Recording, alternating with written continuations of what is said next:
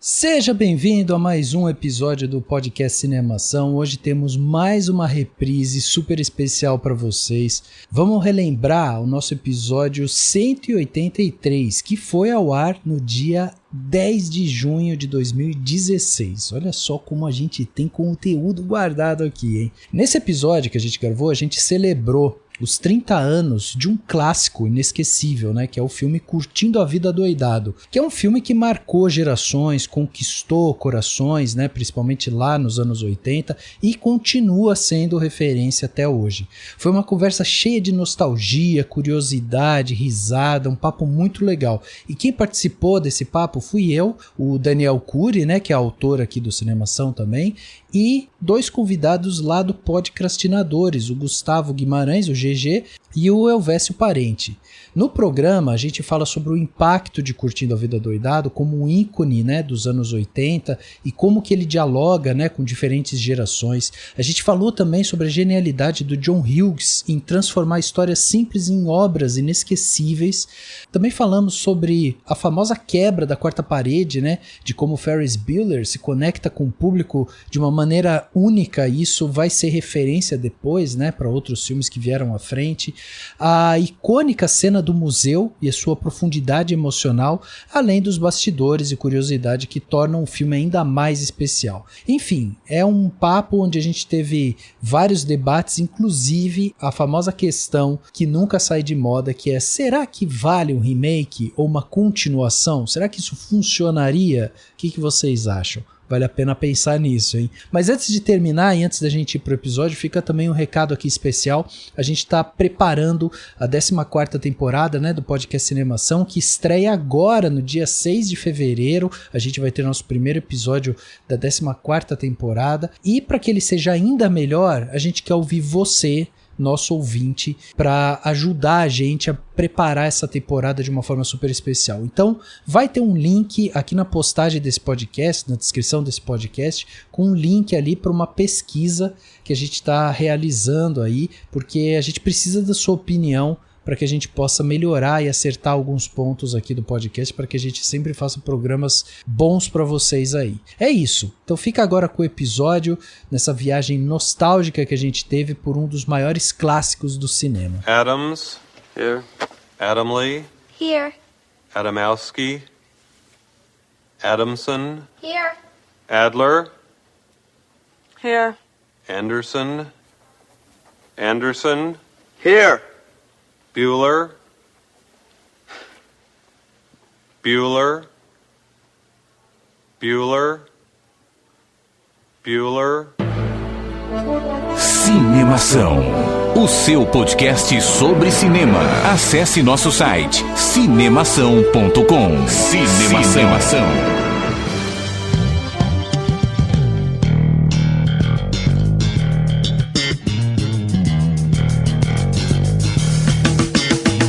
Seja bem-vindo ao podcast Cinemação número 183. Eu sou Rafael Arinelli e foi perguntado o que o Ferris vai ser quando crescer, e foi respondido: ele vai ser precursor de alguma coisa. Mal sabiam eles. Eu sou o Daniel Cury e hoje nós vamos falar de um filme que foi a segunda melhor coisa que aconteceu em 1986. Caramba, agora fiquei curioso. Pois é. A melhor coisa. A melhor coisa que aconteceu em 1986. Você vai guardar o suspense? Não, é que nasceu uma pessoa incrível, Você maravilhosa. Né? Eu achei que você ia falar que o Brasil tinha sido eliminado na Copa. Não. Uma coisa muito mais importante, vocês não estão entendendo. Pô, o cara nasceu em 86 e eu tava vendo o filme no cinema. Mas tudo bem, deixa quieto. Fala pessoal, aqui é o Gustavo Guimarães e eu tava pensando aqui, cara, eu acho que nenhum outro filme tem tanto a definição de filme de sessão da tarde quanto Curtindo a Vida Adoidado, né não? Verdade. Nenhum, Pura cara. verdade. Eu espero que Sessão seja... da tarde é esse, é Curtindo a Vida Adoidado, cara. É verdade. Eu espero que seja no bom sentido, né? Porque Sessão da Tarde pode ser pejorativo. Exato. Não, mas esse é o do melhor sentido mesmo, né? Na época dos anos 80, 90 ainda era positivo, cara. Depois que isso virou meio Adam Sandler da vida. É verdade. Aqui é o Elvésio Parente e eu gostaria de agradecer ao Ferris Bueller e ao Sherlock Holmes a terem me ensinado a ver filmes até o fim, porque um filme só acaba quando acaba. Olha! Coisa que hoje em dia é comum, mas na época não. É verdade. É O verdade. Enigma da Pirâmide e o Curtindo a Vida Doidado são os dois filmes mais antigos que eu me lembro. Não tô dizendo que foram os primeiros assim, mas que eu me lembro de ter ficado até o fim no cinema e depois conversado com amigos meus. Ah, você não viu até o fim? Eu vi. Mas Curtindo a Vida Doidado deu uma roubadinha. Não é que nem mostrar os créditos e o cara mais paciente ver uma surpresa.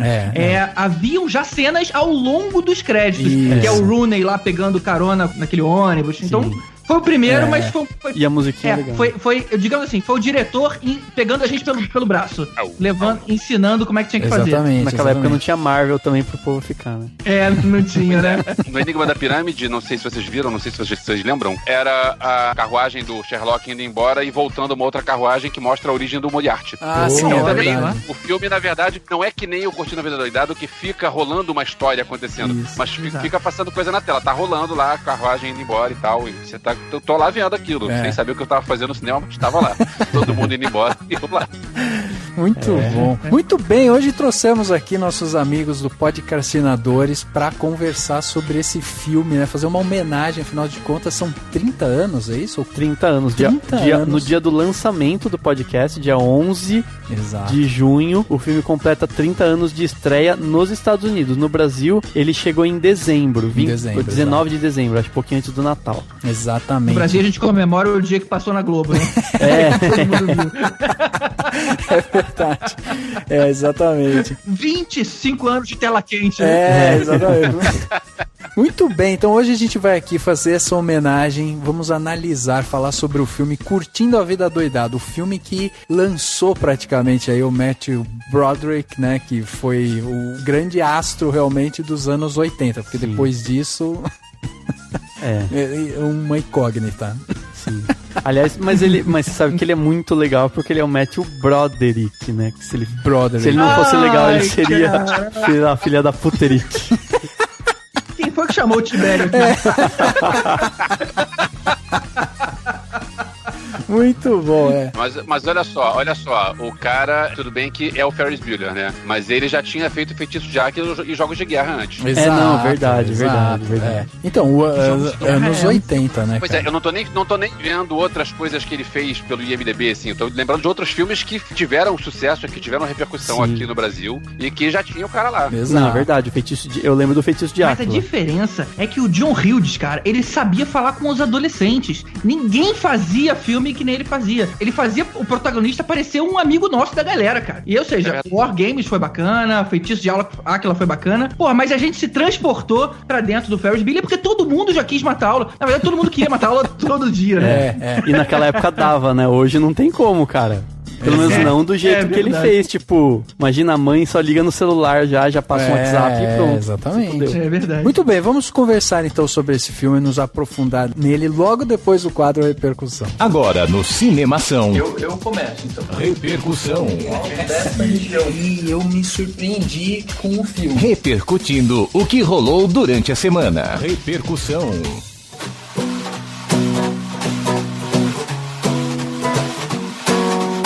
Dark as shame, darling, dark as shame. Thank you for all the joy and pain. O que você tá fazendo aqui que não tá aí pegando o carro do seu pai, saindo pela cidade, se divertindo e curtindo muito a vida? O que você tá fazendo aqui ainda? Então, eu sempre procurei por amigos que tivessem um pai que tivesse uma Ferrari guardada na garagem. Só pra poder sair. Mas não encontrei. Você só não sai fazendo loucuras por conta disso. Porque nunca vi uma Ferrari falando assim... Entendi. É só ir lá pegar a Ferrari. Entendeu? Entendi. Você basicamente se transformou no pai do Ferris. Não. Porque você só trabalha, aí você volta pra casa, você grava podcast. É verdade. Eu preciso como fala? Stop and look around. Exatamente. Dani, hoje um podcast muito especial com os nossos amigos aí do Podcastinadores, né? Um podcast muito bacana que eu já tive o prazer de participar lá. Sim. Vou deixar aqui o convite para quem não ouviu. O Podcastinadores número 26, agora da temporada 3, né? Foi no final do ano passado, na verdade. Foi em novembro do ano passado, eu participei. E aí a gente conversou lá sobre filmes que a gente gente gostaria que existisse, e a gente fez um exercício muito legal de tentar colocar mais ou menos ali no papel como que esses filmes seriam. Então a gente falou sobre os diretores, sabe? A gente falava, por exemplo, eu gostaria de ver Space Ghost no cinema. Tá, mas quem seria o diretor? Quem seria o ator? Quem seria os produtores? E não sei o que, como seria a história. Então a gente fez esse exercício, foi um podcast muito legal. O pessoal do Podcastinadores, tipo, tá sempre lançando coisa nova e tal. Então é legal acompanhar eles, né? Eles estão sempre aí fazendo. Fizeram um podcast recente também sobre X-Men Apocalipse. Sim. Muito legal. E o Gustavo gravou com a gente o 139 sobre o Jurassic World. Exato, exatamente. E depois ele gravou justamente o 149, que foi a biografia do Tom Cruise. Exato. A terceira participação do Gustavo aqui no Cinemação. Muito legal, cara. E aí, Dani, vamos deixar então aqui, né, aqueles meios de contatos, porque vai ter pessoal que é do público do Podcastinadores que tá vindo pra gente agora, e vai ter gente aqui que vai estar saindo do Cinemação, vai estar indo lá pro Podcastinadores, e eles vão falar, e aí, como é que eu faço pra mandar um recado lá pro Cinemação? Como é que eu faço pra... certeza, vai estar todo mundo desesperado pra mandar uma mensagem pra gente. Aí você vai mandar um e-mail pra contato@cinemação, ou então você digita Cinemação, sempre Cinema CAO, no Facebook, no Twitter, no Instagram e no Snapchat. Você encontra a gente para acompanhar as novidades e comentar e mandar mensagem, e daí você comenta do jeito que você quiser. A gente vê todo tipo de notificação que a gente receber lá. Se você quiser ouvir a gente de um jeito diferente, tá cansado desse feed, né, de podcast, para quem ouve sempre podcast, ouve pelo feed, você pode ir para webradiovagalume.com toda sexta-feira às 10 horas da noite, com reprises aos domingos ao meio-dia. São os dias em que o podcast Cinemação é exibido na Web Rádio Vagalume. E claro, entre no cinemação.com, que tem muita coisa boa. Tem muita notícia, tem o arquivo de todos os podcasts, tem muita coisa, né? Muita crítica de filme, então vale muito a pena entrar no cinemação.com. E se você tá ouvindo a gente no iTunes ou no SoundCloud, dá aquele curtir lá no SoundCloud, no coraçãozinho, dá aquela notinha de 5 estrelinhas marotas no iTunes para deixar a gente feliz e fazer com que a gente chegue para ainda mais pessoas. E não se esqueça que esta é a oportunidade que você tem de contribuir aqui com o Cinemação. Cinemação, canal de cinema, que a gente fala aqui sobre entretenimento, sobre cinema. Temos artigos no nosso site, temos o nosso outro podcast que é o Indicação, né? Sim. Lá com o Guilherme, com o Bruno, com o Alexandre e tal. Podcast muito legal, onde eles indicam semanalmente pelo menos 3 filmes para vocês assistirem. Ou seja, um canal repleto de conteúdo que todos os dias tem alguma coisa nova para você ver. Esse canal é 100% gratuito. Você vai lá, consome todo esse conteúdo, entende um pouco mais de cinema, né? Começa a enxergar o cinema de uma outra maneira e ainda pode construir sua visão de cinema. Então, esse canal que é conteúdo precisa da sua ajuda. Por quê? Porque a gente precisa pagar as contas, né? Não é porque o canal é de graça para você que a gente não paga a conta, né? Sim. E se a gente tiver contribuição, vai ter muito mais coisa, né? Muito mais coisa. Não só um podcast, tem mais coisa, muito mais coisa. Já tô até falando pra galera, fica de olho no nosso YouTube, porque já saiu lá uma vinhetinha. Estamos nos aquecendo, né, pra lançar coisa nova aí. Então, é bom a galera ficar de olho nisso, né? E aí, a gente tem então o patreon.com/cinemação pra você entrar lá e contribuir com o Cinemação de forma financeira. Se você não puder contribuir com a gente a partir de $1 só por mês, você pode vir aqui no Cinemação e contribuir curtindo, comentando, compartilhando, enfim. Temos aqui os nossos patrões, que é o Diego Lima, o Alberto Marinho Camilo e o Fernando Machado, que ajudam a gente mensalmente e fazem com que o Cinemação aconteça. Sim, sim. A gente é tão grato a eles que a gente tem mensagem, e-mail do Fernando Machado que ele mandou e eu vou ler aqui. Olha aí. O cara quando é patrão, meu... O cara é patrão, ele tem preferência. Ele passou na frente da galera que mandou mensagem. Exatamente. Então faça como esses 3 colaboradores que ajudam muito a gente aqui. A gente é muito grato por eles, né? E a gente quer continuar ajudando e contribuindo com o cinema nacional, com a cultura e tal no nosso canal. Vai lá em patreon.com/cinemação e seja um patrão do Cinemação. Dani, as pessoas saíram do armário, vieram aqui, lançaram seus comentários e como você já nos antecipou, temos comentários de patrão que passou na frente de outros porque é patrão. Porque patrão aqui, a gente puxa saco mesmo, né? A gente faz aquele esquema pra que ele se sinta querido e amado. Pois é, eu tenho aqui o comentário do Fernando, foi o seguinte: fala, senhores nostálgicos, não dá mais prazer para aqueles que nasceram até 1990 do que lembrar de coisas da infância. Poderíamos ficar dias lembrando de VHS, lembram daquelas fitas verdes da Disney? Mixtapes gravadas da rádio, eu fazia muito isso também, Fernando. Daí ele fala assim: odiava quando o radialista falava o nome do artista antes do final da música e ficava gravado. LPs, cartuchos de videogame, cansei de soprá-las para voltar a funcionar até doer as bochechas, locadoras e outras maravilhas dos anos 80 e 90. Mas vamos falar do futuro. E antes de continuar o e-mail, só comentando aqui o e-mail do Fernando, falar de anos 80 e 90 tem tudo a ver com este podcast. Exato, olha aí. Podcast olha o link. Sensacional. As pessoas ainda não perceberam que todos os temas do podcast são interligados. São né? interligados, devidamente planejados, minuciosamente planejados desde o primeiro dia do ano. Se você conseguir fazer a correlação, você vai receber uma mensagem incrível por trás que vai mudar completamente o que você vê sobre cinema. E se rodar esse podcast ao contrário, você vai ver uma mensagem sensacional também.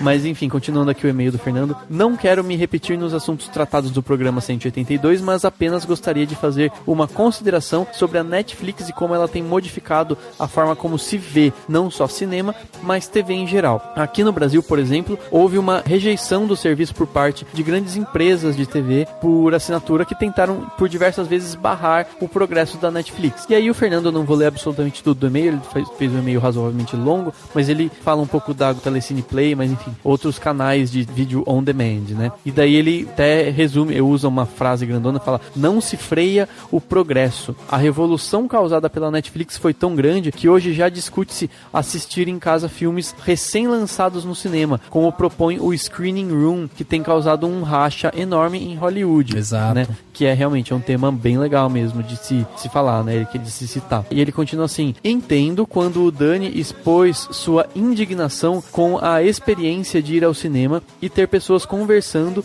usando celulares e fazendo barulhos, mas a experiência de ir ao cinema ainda é incomparável. Eu tenho, por exemplo, o hábito de observar a reação da galera em algumas cenas dos filmes que vejo no cinema e acho fantástico esse tipo de interação, ainda que haja transtornos com algumas pessoas sem educação. Enfim, muito bom o programa e já fica a expectativa pelo programa sobre distribuição. Grande abraço, Fernando Machado. Aliás, vale aqui um comentário, na verdade uma dúvida, né? Porque ele falou que ele observa as pessoas, a reação das pessoas. Eu acredito que você faça isso, né, Fernando, quando você já assistiu o filme, porque seria muito estranho você não ter assistido o filme e daí você perder a cena pra ficar olhando. Isso é complicado, mas eu já fiz um pouco disso quando eu fui ver filmes pela segunda vez. Pela segunda vez, aí você dá uma olhada naquela cena que você sabe que vai acontecer tal coisa, você olha pra trás e vê o que as pessoas estão pensando e tal. Agora, a primeira vez não dá, né, cara? Você tá tão imerso no filme que você não vai perder de jeito nenhum. Mas tem gente que gosta muito disso também, mesmo não tendo visto ainda o filme, de prestar atenção. Prestar um pouco de atenção, assim, sabe? Ouvir alguém que falou, né? Só pra ler as observações, que ele colocou duas observações, né? Numa ele fala que gostou muito da sessão Eu Cinéfilo, né? E questiona se pode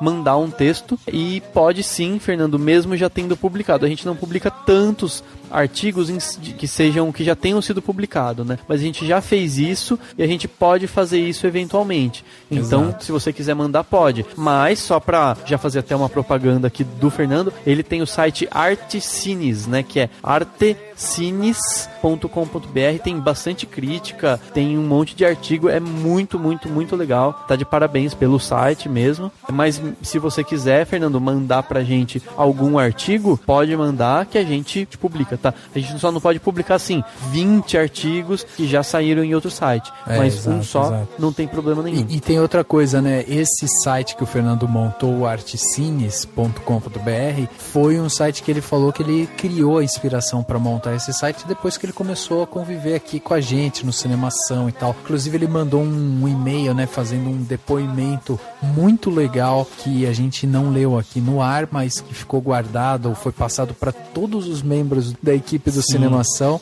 porque legal. Foi um e-mail que ele mandou muito bacana, falando sobre a inspiração, como que isso ajudou ele a ver o cinema de uma outra forma e tal, e a criar o próprio site dele. Sim. Então eu achei muito bacana, vale a sua visita lá no artcines.com.br. E por fim, o Fernando comenta sobre o podcast 180, que a gente discutiu um pouco sobre distribuição e divulgação no cinema nacional. Na verdade é um tema que a gente meio que repete em vários momentos, né? Exato. Sobre a questão da distribuição do filme brasileiro, dos filmes brasileiros. E ele fala assim: confesso ter sido a melhor discussão que o Cinemação propôs, pois me fez pensar muito em como o cinema nacional pode crescer e qual o papel da imprensa e do público nisso. Espero que esse assunto seja bem discutido no programa sobre distribuição e divulgação no cinema nacional. Perfeito. Então essa ideia a gente já tinha, mas é óbvio que você reforçando a gente vai correr atrás para fazer uma discussão desse tipo. O que a gente quer muito é trazer alguém do mercado, né? Alguém que esteja ali com a mão na massa realmente para trazer essa perspectiva, porque a gente que não convive com isso no nosso dia a dia, a gente sabe o processo, mas a gente não entende muito as dificuldades, né? Então isso é legal. Sim. Você trazer alguém que tem essa perspectiva. E mesmo o processo pode ser que a gente não conhece todos os detalhes, né? Exatamente. Então, enfim, é bem legal mesmo. E temos um comentário aqui novo de uma ouvinte que não tinha comentado ainda, que veio aqui, saiu finalmente do armário. É uma ouvinte das antigas, que já conhece o nosso trabalho e tal, mas não saiu do armário. O que você tem para dizer para essas pessoas, Dani? Que assim como a Alessandra Scarparo Candia, ou Cândia, ou não sei como é que é o seu sobrenome, Alessandra, mas pessoas como a Alessandra fazem isso, escutam o nosso podcast desde o primeiro e não saíram do armário. O que você tem para dizer para essas pessoas? Eu tenho a dizer que vocês deveriam escrever.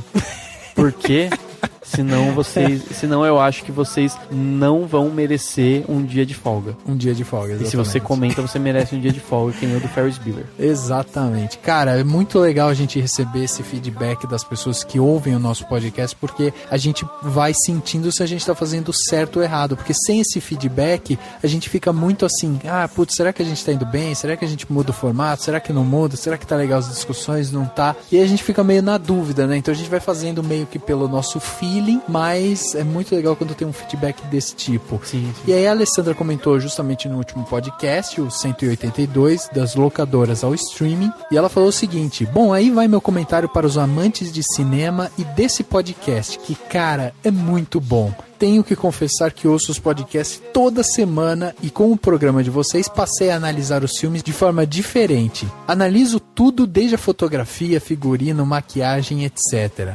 Gosto de primeiro escutar o podcast e depois assistir os filmes. Esses dias escutei o número 1 e vocês estão de parabéns, vejo como evoluíram. Caraca, você viu mesmo como a gente evoluiu.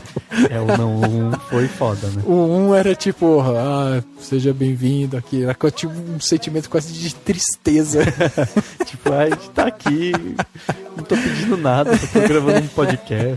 Exatamente. E ela continua, né? Acompanho a evolução das locadoras, já que infelizmente moro num lugar onde não tem cinema, ou seja, tenho que ir em outra cidade para assistir os lançamentos. Mas isso melhorou muito com o surgimento do streaming. E ainda falando do podcast 182, tenho que citar a evolução da mídia, imagem e áudio, que são cada vez melhor e mais real. É isso mesmo, né? A gente até comentou um pouco sobre isso quando a gente falou lá sobre o VHS, passando pro DVD, indo pro Blu-ray, aí falando também sobre Blu-ray 3D e Blu-ray 4K e tantas outras coisas, inclusive realidade virtual também que a gente falou. Então é impressionante como em curto tempo o cinema ele vem evoluindo, e mais do que isso, né? Como ele vem também ganhando espaço no nosso dia a dia com o streaming mesmo, né? Como o streaming ele facilitou nosso acesso a esse conteúdo. Então é muito legal receber um comentário como o da Alessandra, e você que tá aí escutando a gente, que escuta o nosso podcast há muito tempo, fica aqui nosso apelo, por favor, mande seu comentário, manda um tweet pelo menos. Manda um tweet, fala lá com o pessoal do Indicação também, os caras estão lá loucos também. Dá umas indicações pro Indicação. Exato. Assim, fala de filmes de, sei lá, de controle remoto. Fale de filmes com pessoas de muleta. Exato. Fala lá, aqui no Cinemação estamos todos ansiosos para falar com você que consome nosso conteúdo.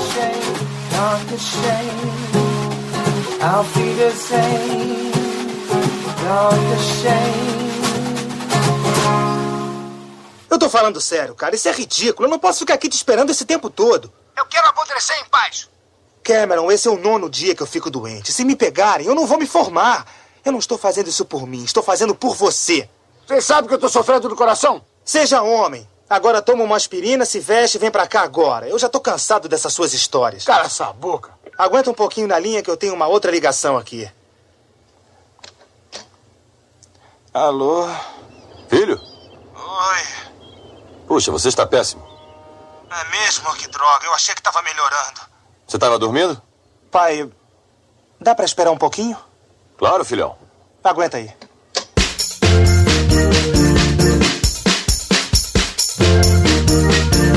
Bom, chegavam os cinemas brasileiros, né? Brasileiros, é bom a gente enfatizar isso porque a gente vai comemorar os 30 anos antecipado, né? Mas aqui no Brasil, o filme chegou aos cinemas no dia 19 de dezembro de 1986, o nosso glorioso Curtindo a Vida Adoidado. Sim. Mas nos Estados Unidos ele já completa agora, hoje, os 30 anos de aniversário. O filme que é Ferris Bueller's Day Off, seria o dia de folga do Ferris Bueller. No Brasil ele virou Curtindo a Vida Adoidado. Em Portugal ele virou o Rei dos Gazeteiros.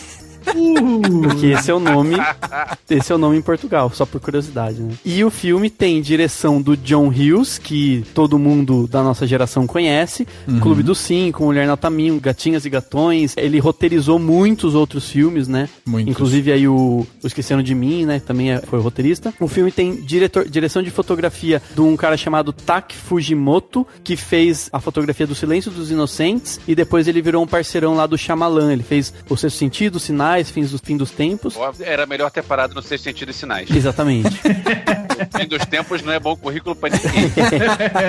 Só faltou mandar um Dama do Lago aí. Não, pior que esse acho que ele não fez, não. Véio. E o filme tem montagem do Paul Hirsch, que foi um grande montador, né? Até hoje, na verdade. Ele tá aí em cartaz, né, com o Warcraft. Ele foi o montador desse filme do Warcraft. E o Paul Hirsch ele ganhou o Oscar pelo primeiro Star Wars. Ele foi montador do primeiro filme do Star Wars. E ainda montou o Império Contra-Ataca, Missão Impossível, Footloose, Ray e mais um monte de filme aí. Então, é um montador bem importante, né? E só pra citar uma coisa que eu gosto nesse filme, apesar de... na verdade não, mas foda-se, que é tem o John W. Corso, que fez o design de produção do filme, e ele fez de todos os filmes dirigidos pelo John Hughes, né? Então o cara era parceirão do John Hughes também. No elenco a gente tem o Matthew Broderick, que já rendeu aqui um trocadalho. O Alan Ruck, bom, enfim, só pra... Vamos lá, né? O Matthew Broderick, que só lembra desse filme, mas ele é só o Simba adulto, né, no Rei Leão, e fez o Godzilla depois de filme mais famoso.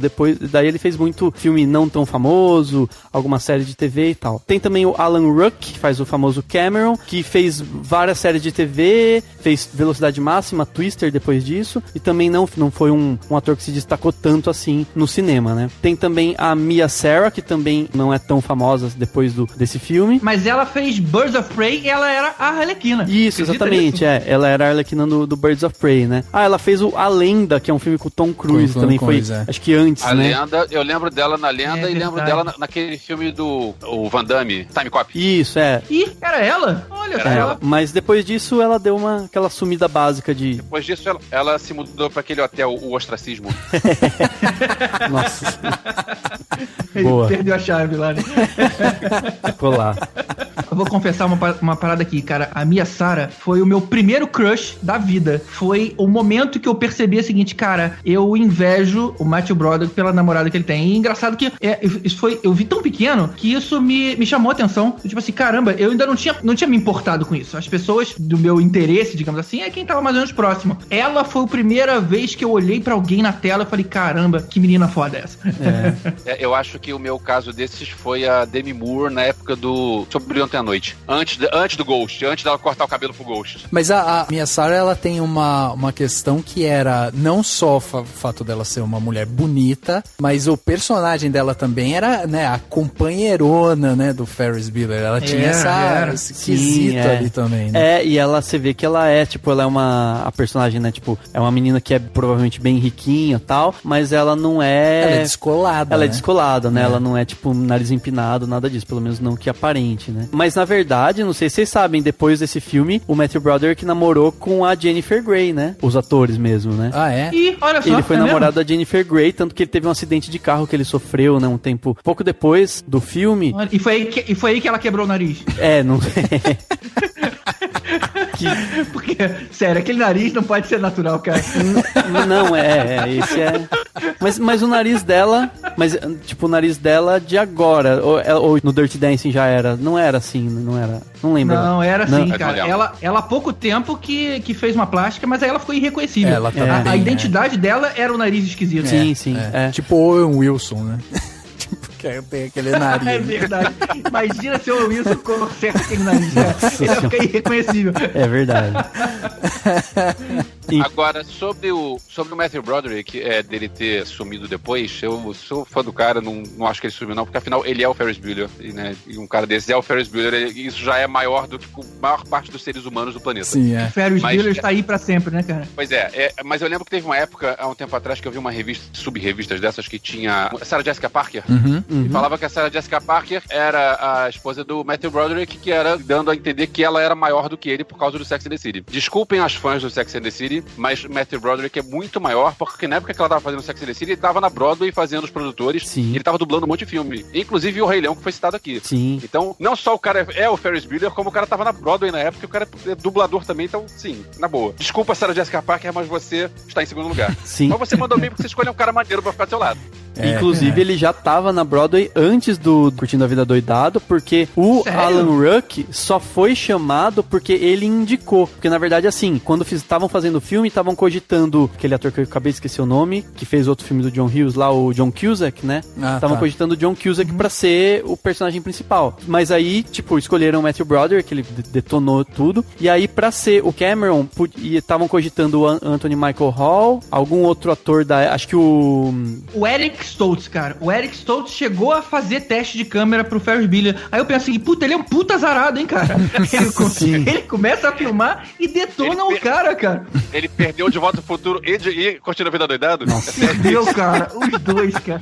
Que currículo amaldiçoado. Sacanagem. Agora, o John Cusack fez alguma coisa com o John Hughes? Eu sabia não. Tem, acho que, não sei se dirigido, mas de filme que ele roteirizou, né? Tem aquele que ele ergue o rádio pra menina lá. Não vou lembrar agora. Mas enfim. E o Alan Ruck foi chamado porque o Matthew Broderick tava numa peça da Broadway. Não era musical, que eu saiba, né? Era uma peça que eles eram muito amigos na peça, eles já se conheciam e tal. E daí eles viram que daria uma química, né, entre os atores. A única resistência é que o Alan Ruck tinha já 29 anos, né, na época de gravar o filme. E acharam que ele não ia parecer que era um adolescente. Porque o Matthew Broderick tinha seus 24, acho, né? A minha Sarah era adolescente, ela tinha 17 anos. A minha Sarah era novinha, sei lá, se não tivesse 17, é 19, mais ou menos. Não, eu li que ela era menor de idade. Era menor de idade? Só se acho que eles devem ter gravado um pouco antes, mas o Alan Ruck já tava quase, né, chegando nos 30, e mesmo assim toparam e deu muito certo, assim. Claro, guardadas as proporções de serem atores que você sabe que são mais velhos, eles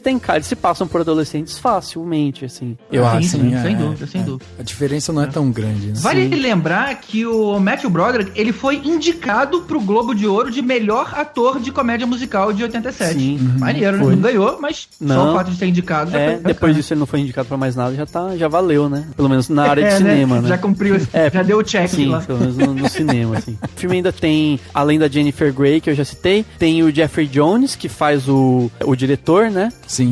Da escola. Isso. E a participação final do Charlie Sheen, né? O Jeffrey Jones, que tava em Howard. Olha só. Sim. Eu não lembro desse filme, cara. Ninguém deveria se lembrar desse filme, Howard, cara. Eu tô tentando me lembrar, ele tá muito bem do Howard, apesar... Cara, ele é o cara que fica doidão, porque ele leva os raios e fica com aquele cabelo. Não, calma. Deve ter filme do Pato Super-Herói, cara, do George Lucas. É só esse filme. Eu não lembro, eu não vou lembrar. Agora, falando em elenco, eu tava revendo agora, aí na classe, quando eles estão lá na parte da chamada, aquela parte que fica o Bueller. Aí uma das meninas que fala, uma menina lourinha, eu pensei, será que essa é a Kristy Swanson? Tá lá, Kristy Swanson. É mesmo? Ah, não acredito. Sabe quem é a Kristy Swanson? A Samantha, da Maldição de Samantha? Sim. Tá, a Buffy. A Buffy. Olha só, que interessante.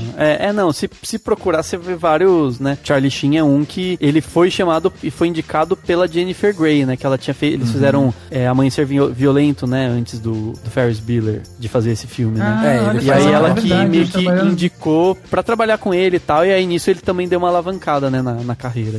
Então foi bem legal. Se a gente pegar aqui, né? Tudo bem, a gente passou aqui por toda a parte de elenco, ficha técnica e tal. A gente tá falando de um filme que conta realmente esse estereótipo do aluno que quer curtir a vida, não quer ficar preso na escola e tal, e prefere tirar um dia de folga, né? Prefere matar a aula e curtir o seu dia de uma outra maneira com o seu melhor amigo e com a sua namorada. É basicamente essa a sinopse do que é Curtindo a Vida Doidado. E, como a gente já citou aqui, no começo do podcast, a gente tem a direção do John Hughes, que era um ícone, e que foi um ícone dentro desses filmes de adolescente, principalmente na década de 80, 90 e tal. A gente gravou aqui um podcast sobre o Clube dos 5 também, fazendo uma homenagem ao filme que estava completando também aniversário. Nosso podcast 150, que foi sobre o Clube dos 5. E eu acho interessante a gente parar para pensar justamente na época em que esse filme ele chega no mercado. A gente tá falando de um filme de 86 que tá aí no meio da década de 80, que é basicamente aonde surge, né, a geração que hoje é chamada de geração Y, que é essa geração que busca a parte da inovação, da tecnologia e tal. E a gente tem a criação desse personagem, que é um personagem icônico, que é o Ferris Bueller. Quando você assiste o filme, você já vê ele interagindo com o computador, você já vê ele, né, mexendo com essa tecnologia, ele dá uma hackeada já lá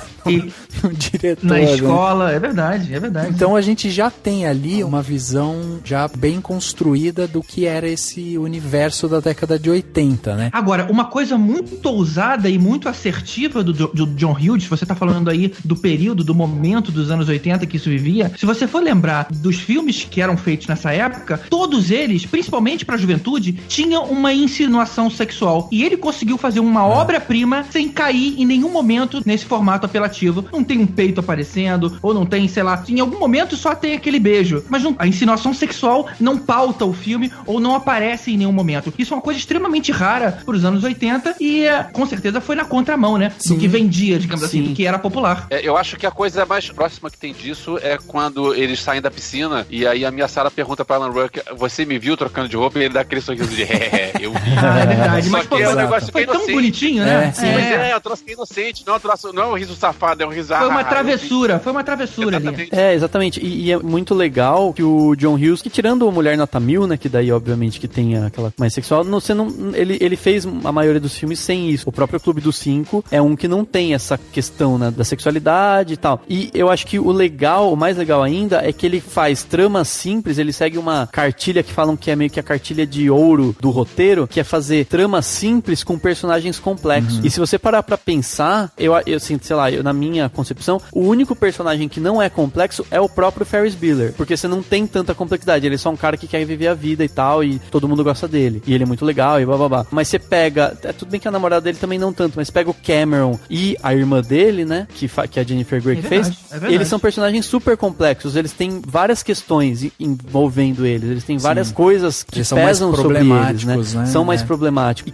E na minha opinião, assim, o filme é muito mais sobre o Cameron do que sobre o Ferris Bueller. Ele é muito mais... Quem tem arco dramático nesse filme é o Cameron, que tem toda a coisa de tentar enfrentar o pai, ele não quer sair da cama e ele sai, entendeu? Então o Ferris Bueller é basicamente o fio condutor que vai fazer o Cameron, sabe assim, ter alguma mudança de personagem, que basicamente ele finalmente vai enfrentar os pais dele, vai deixar de ser Inclusive você tem vários monólogos, né, do Ferris se referindo ao Cameron dessa maneira, né? Porque ele tem vários momentos que ele fica ali filosofando sobre o que é o possível futuro do Cameron. Cameron. Inclusive, eu acho que tem um diálogo muito bom, esse monólogo dele, quando o Cameron tá naquela situação de pânico, sei lá, que ele dá aquela travada, né? E aí o Ferris vira pra câmera e ele fala, se ele não se valorizar, a mulher dele vai usar ele de capacho, ele precisa se valorizar, ele precisa fazer isso, ele precisa fazer aquilo. Então ele já vem com um discurso muito mais moderno. Ele fala pra câmera mais sobre o Cameron, mas não fala sobre a namorada dele. Exato. A namorada dele precisamos buscar ela na pouco, escola. Né? Ele fala dela um pouco, mas ele só cita, só né? cita. Ele filosofa Cameron, mas do Cameron ele fala quem ele é e apresenta. Então, no meu entender, o Cameron é a chave do filme, né? Uhum. Eu não sei se eu tô queimando etapas, mas eu li uma teoria uma vez que o Ferris Bueller não existiria. O filme seria o Cameron e o Ferris Bueller estaria dentro da cabeça dele. Eu já ouvi isso também. Isso, na verdade, é até uma teoria até bem triste, que fala que o filme nunca aconteceu e o Ferris, ele seria uma invenção do Cameron pra lidar com a falta de atenção aí do pai, com as próprias inseguranças e tudo mais. Seria o clube Ferris da luta. O clube da luta. Eu discordo dessa teoria porque tem várias coisas do filme que não fariam sentido. Tipo, o próprio Bueller, por que você tá ouvindo uma chamada na escola? Por que você tem aquela comoção na escola toda? De todo mundo, porque ele tá doente, e olha só, porque a gente precisa juntar dinheiro pra comprar um rim pra ele. Mas tudo isso ainda pode ser a imaginação do Cameron, se você for levar a teoria a sério. Sim, mas eu acho que não tô vendo muito sentido nela. Eu acho interessante mais pra tratar do personagem, né?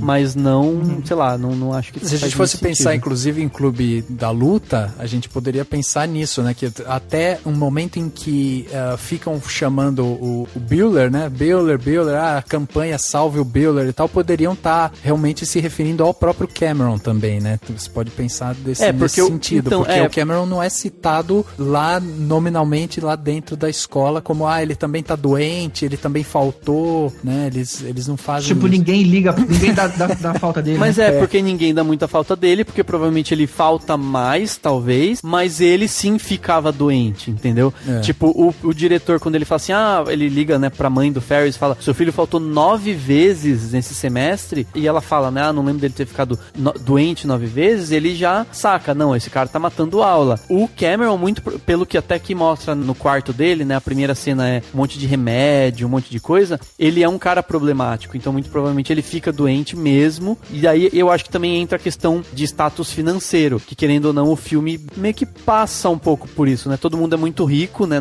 muito rico assim, classe média alta, né, no filme todo. O cara tem uma Ferrari na classe média, não, hein? Então. Eu queria uma classe média, uma casa daquela. O Ferris seria uma classe média alta, né? O Ferris tudo bem. Mas o cara, o Ferris tinha tudo que um garoto queria ter, cara. Tem um computador que na época era caro pra caramba, tem um sintetizador que na época era caro pra caramba. Só não tinha um carro. É verdade. I don't trust this kid any further than I can throw him. Well, with your bad knee, Ed, you shouldn't throw anybody. It's true. What is so dangerous about a character like Ferris Bueller is he gives good kids bad ideas. Last thing I need at this point in my career is 1,500 Ferris Bueller disciples running around these halls. He jeopardizes my ability to effectively govern this student body. Well, makes you look like an ass is what he does, Ed.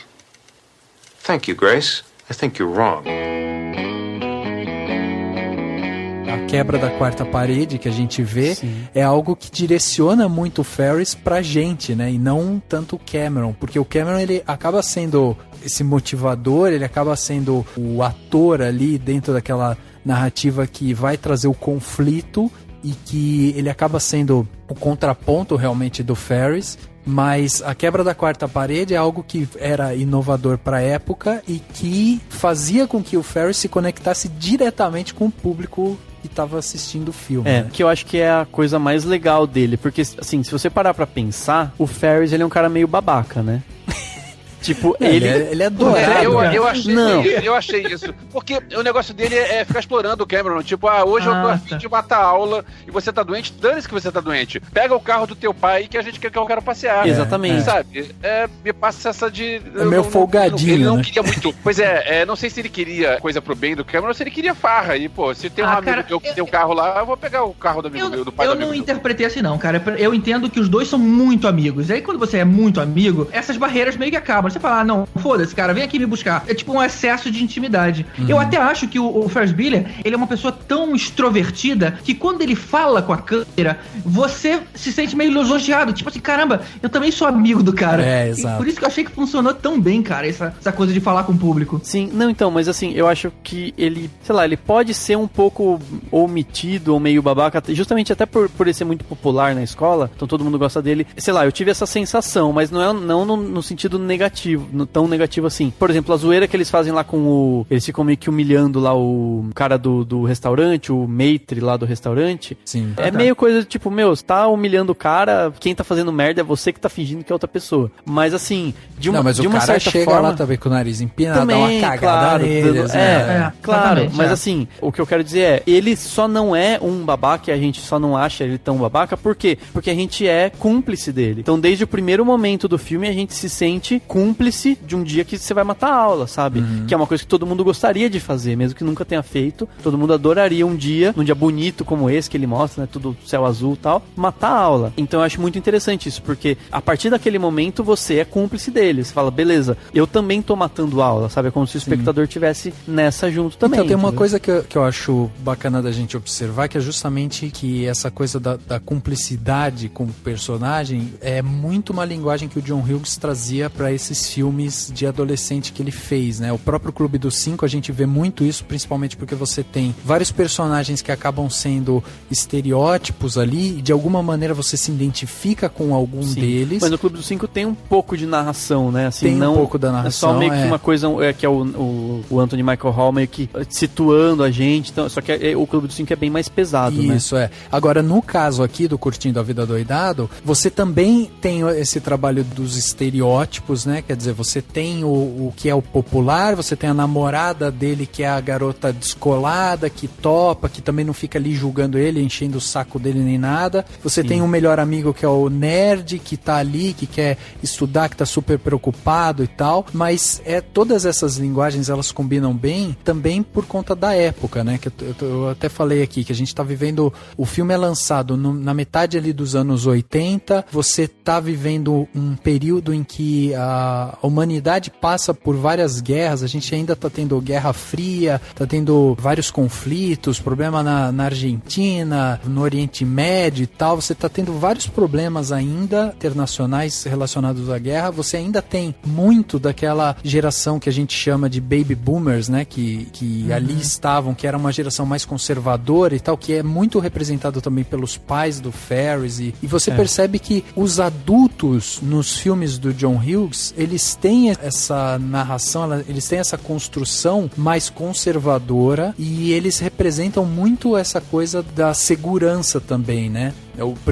Mais por conta dos pais, né? Aliás, dizem que, assim, tem a geração Y, né, que a gente chama geração Y, galera que tem esse pensamento de ser de um pouco mais de liberdade, de procurar o prazer no dia a dia e não só quando se aposentar, tem toda essa questão. A principal teoria diz que eles nasceram a partir da década de 80, mas na verdade o Ferris Bueller já representa essa geração Y, e existem algumas pessoas que dizem que na verdade década de 70 já, quem nasceu na década de 70 já era a geração Y. E ele é muito isso, né? Porque se ele tem lá 16 anos, 16, 17, ele nasceu por volta da década de 70. E quem consumiu o filme em 86 e que já era adolescente ali e tal, já se identificou com aquilo. Outras pessoas que consumiram um filme, como nós aqui, que assistiu muito na sessão da tarde e tal, a gente também já estava adolescente, também já estava convivendo se identificando. Ele é bem um filme que sintetiza mesmo essa geração Y, essa coisa do curtir a vida hoje e não ao preceito do Baby Boomer, que é de preciso de segurança, trabalhar que nem um louco, e eu vou curtir a vida quando eu me aposentar depois de bater cartão durante tantos 30, 40 anos. Eu até anotei quando eu estava assistindo o filme, eu anotei uma frase que eu acho que exemplifica bem isso, dessa disruptura sobre gerações e também exemplificando em que ponto da história o Ferris Bueller ali está, né? E o que ele representa pro filme, que é no começo do filme, quando ele fala que ele não condena o fascismo ou qualquer ismo. Ele fala ismo,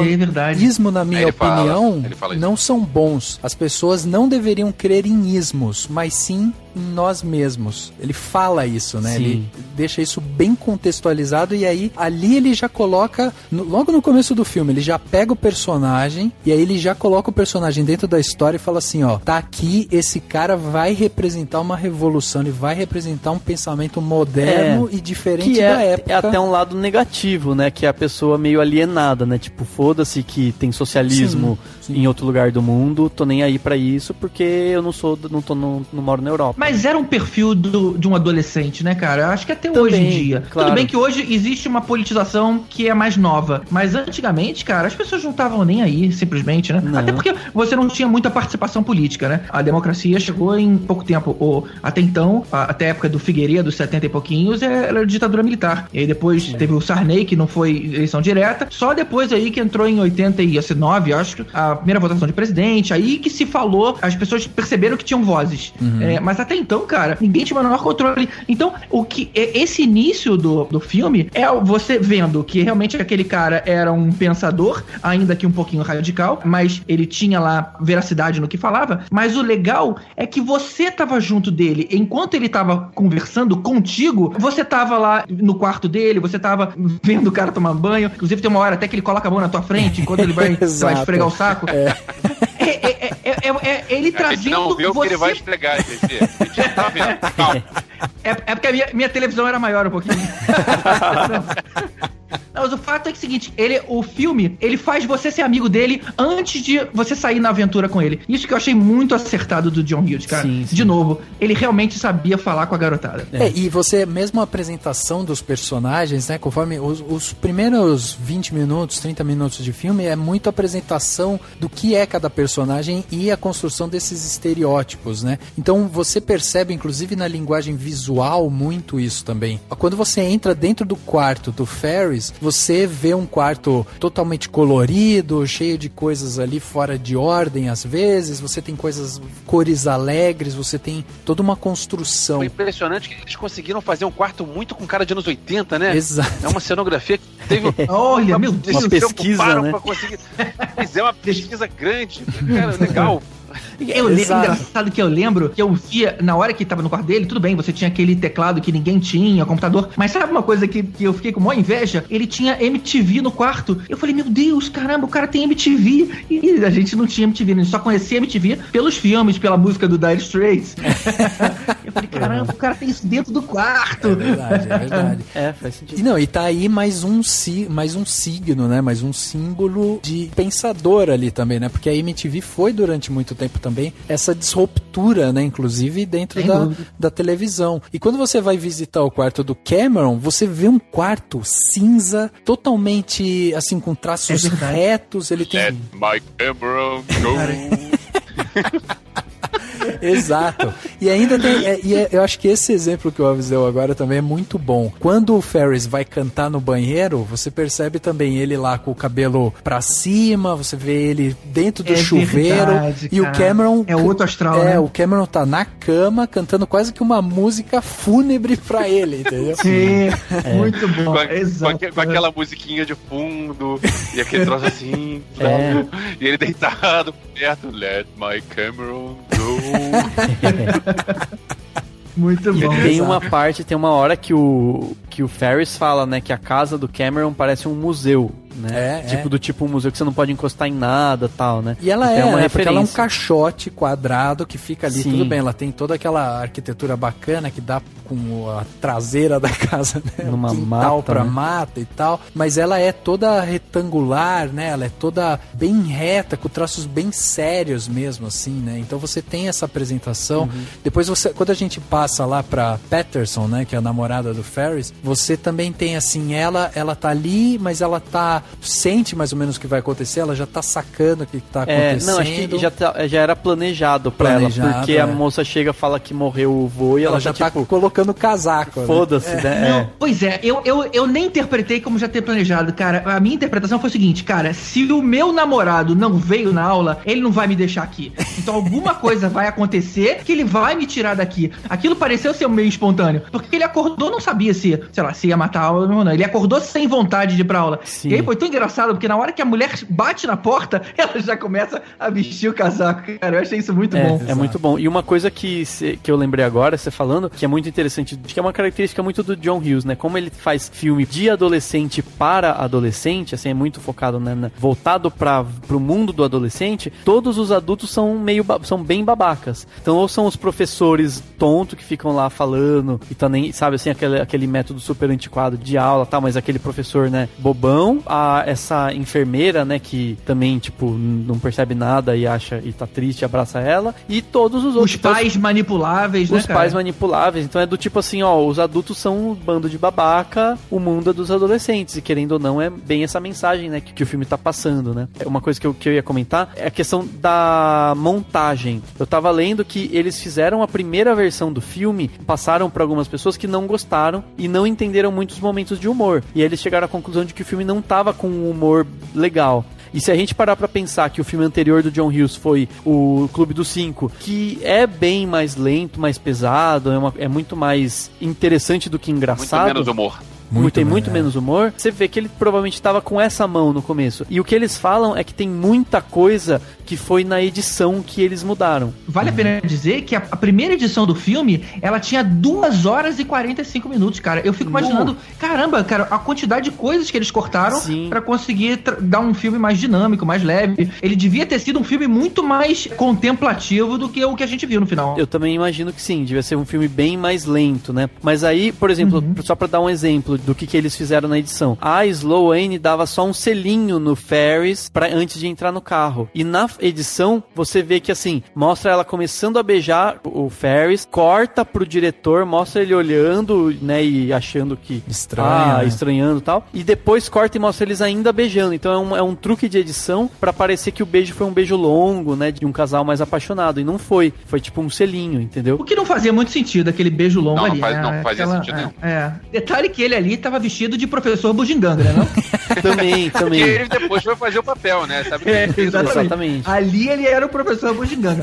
Mas eu achei que aquele beijo ali foi meio tipo assim, ele desfez toda a história que ele tinha acabado de fazer. Mas é muito também essa coisa de mostrar o adulto como um tonto, né? Tipo, eles sabiam que o diretor não ia poder fazer nada naquela altura, entendeu? Eu entendo isso, né? Apesar dele... Ou não só isso, né? Ou ele mesmo querendo mostrar o quanto petulante ele também é, né? Porque ele tem alguns momentos que ele se mostra petulante mesmo. Ele se mostra petulante quando ele vai no Cameron e meio que vai pegando o carro, mesmo que o Cameron fala, não pega, eu alugo uma limousine, eu pego um Porsche, eu alugo um Porsche, não pega, ele é petulante, ele vai lá, senta, vai saindo com o carro e fala, vem aqui. Sim. Com o diretor ele é petulante várias vezes, com o cara do restaurante também. Sim. Então ele tem esses momentos, inclusive no começo do filme, mesmo quando ele olha pra câmera e fala, eles acreditaram, meus pais acreditaram, e olha que não foi a minha melhor performance, e mesmo assim eles acreditaram. Então ele sabe o que ele é capaz, ele sabe que ele consegue dar o jeitinho dele ali, né? Então ele acaba sendo petulante nesses momentos, entendeu? Então, e o que eu entendi é que tem vários momentos em que o filme ele é rápido por conta da edição e justamente pra ajudar a melhorar ainda mais esse humor, né, do Matthew Broderick. Inclusive, eu não duvidaria, não sei se é verdade, mas não duvidaria se eles tivessem feito algumas cenas dele contando essas coisas depois de já terem gravado boa parte do filme, entendeu? Só pra ter uma outra coisa que eu descobri. A cena deles no museu, inicialmente ela viria só depois da parada, né, na avenida lá, dele cantando Twist and Shout. E aí todo mundo boiava, falava que porra é essa? Eles foram pro museu depois da parada, de participar de uma parada e, sabe, não faz sentido. Não faz sentido. Aquela parada tinha que encerrar o dia da maneira mais épica possível. Exatamente. Saindo daquela aceleração e depois ir pro museu, né? Sim, e disse que antes era uma música, era um solo de guitarra que acompanhava toda a cena, toda aquelas cenas do museu. E eles trocaram pra uma música um pouco mais animada, que era justamente pra não quebrar tanto assim com o filme, porque querendo ou não, essa cena do museu ela é uma cena que quebra um pouco pouco, né? Tipo, é um momento contemplativo. Mas, ao mesmo tempo, eu me identifiquei muito com ela porque eu já tive, sabe assim, um dia de passeio em que no meio da tarde, entre coisas mais agitadas, tipo, teve um museu ou um lugar mais calmo que fica todo mundo meio quieto, que ninguém fala muita coisa e tal. Eu acho muito legal isso. Acho que é a minha cena preferida. A beleza daquela cena do museu foi justamente aquele momento que o Cameron, ele fica hipnotizado com aquele quadro, porque ele olha justamente o garotinho ali, sem pai, ele meio sozinho, ele se viu naquele moleque, sabe? Sim. Quando tava os dois lá se pegando, ele assim, cara, a tristeza desse garoto é a minha vida. Sim. E talvez tenha sido aí que foi a sementinha pra alguma coisa do tipo, cara, eu tenho que mudar. Eu tô aqui vivendo um dia muito legal, esse meu melhor amigo é extremamente corajoso, extremamente audaz, e eu sou esse moleque aqui, triste com a vida. Sim, e tem a questão até de significado da pintura, porque como ela é aquela pintura impressionista, acho, né? Uhum. E, tipo, a câmera vai chegando perto dele e vai chegando perto do menino. E chegando perto do menino é como se ele não tivesse rosto, porque, né, não é uma pintura exata. Então é meio que assim, tipo, quando você olha alguém de perto, essa pessoa ela é toda desfacelada, ela é toda, você não enxerga direito, entendeu? Então também tem essa questão do, como se ele estivesse olhando pra si mesmo e se descobrindo desfacelado e de repente querendo se tornar alguém com o rosto inteiro, alguém inteiro e não todo manchado como é o menininho de perto, né? Então eu acho muito legal aquela jogada de câmera mesmo, que vai aproximando e chega uma hora que chega na cara do menininho da pintura e você não vê porra nenhuma, porque é só um monte de manchinha, né? Exato. E eu acho que assim, o museu, apesar do filme todo ser quase que uma ode a Chicago, que é a cidade natal do John Hughes, né? Então ele fez meio que uma grande homenagem à cidade. O museu eu acho que é o ponto principal, porque ele dizia que era o lugar preferido dele, né? Em Chicago, o lugar que ele mais gostava de ir, assim, de várias vezes. E querendo ou não, é um momento bem contemplativo. Então é quase que a impressão que dá é que assim, os produtores podiam muito bem ter falado, olha, nem vamos colocar essa cena, nada a ver. E ele insistiu. Não sei se foi isso que aconteceu, mas dá essa impressão porque é muito uma coisa muito autoral num filme tão animado, tão alegre. Né? Uma Ferrari ano 61, modelo 250 GT Califórnia. Menos de 100 foram fabricadas. O meu pai gastou 3 anos arrumando este carro. É o amor dele, é a grande paixão dele. E é problema dele se não trancou a garagem. Sobre a cena da parada depois, eu tava vendo aquilo com meus filhos, e aí minha filha de 15 anos tava olhando aquilo e pensando, e perguntou, pai, nessa época tinha que ter toda aquela galera lá, né? Porque você pensa hoje em dia você não conseguiria fazer uma... É muita gente que tem na rua. É muita gente, todo mundo dançando, todo mundo fazendo coreografia junto. E você pensa, é verdade, naquela época, todo mundo tava lá, todo mundo foi contratado pra ficar lá e fazer... Mas na verdade não foi contratado, não. Aquele evento era real. Era a parada do dia de Von Steuben. Eu não faço a menor ideia do que é isso. Mas é um evento anual. Acho que na semana anterior foi divulgado ali na região, em panfleto. Eu acho que saiu até numa rádio local, dizendo que o estúdio ia fazer uma filmagem naquele dia. E aí até encheu mais de gente do que, sei lá, dos outros anos. Sim. Mas aquele evento ali era de verdade. E até fica estranho, né, se parar pra pensar, tipo, é um dia de semana como outro qualquer. Tá tendo uma parada super movimentada, cheia de gente. Não só é um dia de semana como outro qualquer, mas é de manhã. É de manhã. Tá no período de escola. Tipo, é de manhã e à tarde, porque a escola nos Estados Unidos é meio que das 9 às 4, mais ou menos, às 6 naqueles momentos. O high school é de 10 às 5. É de 10 às 3. O high school. Não. Você começa um pouquinho antes e vai um pouquinho mais tarde. É verdade. 10 às 5, mas tanto que você vê no meio ele almoçando ali. Sim, mas ele tem que ir pra chegar às 6 em casa, né? Que eles mostram o horário. 6 horas, que acho que é quando os pais chegavam em casa, né? Que ele tinha que estar em casa. É bem isso mesmo. É porque o trabalho é 9 to 5. As pessoas saem do trabalho, tipo, solta a caneta às 5 horas da tarde. 6 horas daria tempo dele voltar. Sim. Mas a aula mesmo acaba às 3. Até porque o filme é bem do subúrbio. Tipo, eles moram no subúrbio, né? Então eles vão até a cidade. Às vezes não é nem Chicago a cidade onde eles estão, né? Tipo, pode ser uma cidade vizinha, porque ela é bem longezinha, né? Tem uma estradinha, assim. Então eles moram bem numa... ou cidade vizinha ou subúrbio bem longe mesmo, que geralmente é muito comum, né? Em cidades grandes. Sim, as pessoas morarem em cidades vizinhas que tem casas mais tranquilas pra quem tem, né, classe média alta e tal. Eu gosto muito dessa cena deles estarem ali nesse festival e tal, e do Ferris subir lá e fazer, né, toda aquela homenagem que ele faz pro Cameron, porque é uma... Primeiro que você acaba aqui deixando o personagem já no patamar, você consolida o personagem, você consolida a persona que ele estava representando ali. Porque a partir do momento que você coloca o cara dentro de um festival, em cima de um carro, tocando uma música que na verdade ele nem tá tocando, ele tá dublando, né? E aí ele consegue levar o público inteiro à loucura, né? Todo mundo levanta, o pai dele que tá dentro do escritório olha pra fora e no meio do dia levanta e sai dançando, entendeu? Então ele mostra também o quanto contagiante ele é. E aí ele justifica também aquele discurso que eles estavam tendo na escola, dizendo assim, o Ferris ele é popular, todo mundo gosta dele e tal. E aí dentro desse festival você consegue ver justamente isso, que ele é mesmo popular porque ele consegue quebrar essas barreiras, né?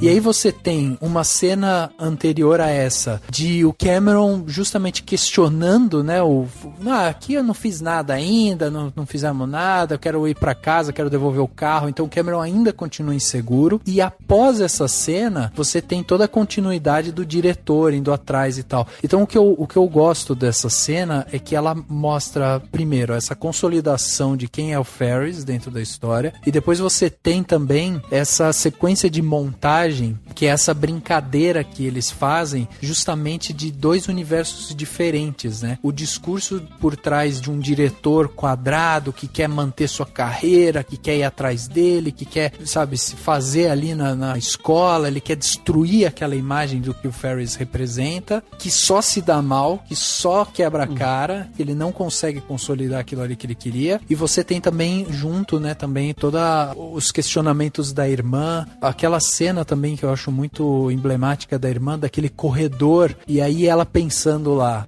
talvez ele não seja assim tão mau caráter como eu acho que ele é, talvez ele não seja tão pentelho do jeito que ele é, não sei o quê. Só que aí a hora que chega ali em cima dela, ela fala, foda-se, eu acho que ele é pentelho mesmo, né? E depois a percepção dela é meio do tipo, ele tá curtindo a vida, porque querendo ou não, o Charlie Sheen, né, que ela conhece lá na delegacia, né, que ela acaba indo para lá, ele, de uma certa forma, ele meio que diz pra ela assim, por que você então não curte a vida também, né? Como o seu irmão curte. De uma certa maneira, essa é a mensagem que ele passa. E é meio que isso que acende nela pra ela depois apoiar, né, o irmão e deixar ele subir no quarto e tal. E não só isso, e não foi só essa lição de moral, mas o fato dele ter beijado ela, ou seja, ele ter dado atenção a ela. Até então, ela percebia o mundo como eu só dou atenção ao meu irmão. Ali, ela se viu importante. Eu sou importante pra alguém. O garoto gostou de mim. Talvez ela saiu meio que dando um tchauzinho, como se eles já fossem manter uma relação. E aí ela se viu pela primeira vez reconhecida e passou a olhar o mundo assim, tá bom, gente, eu vou perder minha dor de cotovelo. O mundo não é tão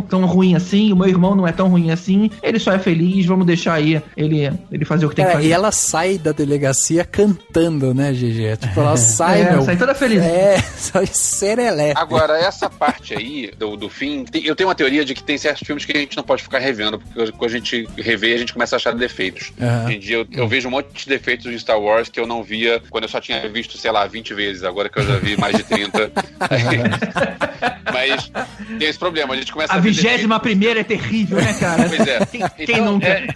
Eu tô vendo a mulher voltando da delegacia, aí ela vê o Ferris e pensa, vou me vingar dele. E vou correndo e ele tem que correr porque ele precisa chegar antes, e ela precisa correr e acaba que chega lá. E aí quando ela chega e encontra o diretor lá, o Jeffrey Jones, que é o cara que invadiu a casa, e ela pode se vingar dos dois ao mesmo tempo, e ela diz, não, olha só, sua carteira tá aqui, volta aqui, irmão, que você tava doente. Aquele momento... Mas ele faz uma cara de pidão pra ela, cara, ali... Cara, mas ela no carro, com aquela cara de, eu agora vou pegar você e vou desmascarar você. Porque se ela fosse só com esse clima de saiu da delegacia, cheia de amores pro Charlie Sheen, eu até comprava, mas quando ela encontra o Ferris na rua, quase que atropela ele, e ela fala, e tem aquele olhar de, te peguei, aí não combinou ter depois ela amiguinha de novo. Pra mim, isso aí foi um ponto fraco. Uma explicação que pode ser dada, mas eu entendo e vejo que realmente é uma falha, mas uma explicação que pode ser dada é do tipo, porque ela não tinha percebido que era o diretor, né? Ela só tinha dado uma porrada nele, que inclusive também é um truque de edição, que dizem que foi só, tipo, como se fosse um chute que eles fizeram, e daí na edição parece que foram uns 3.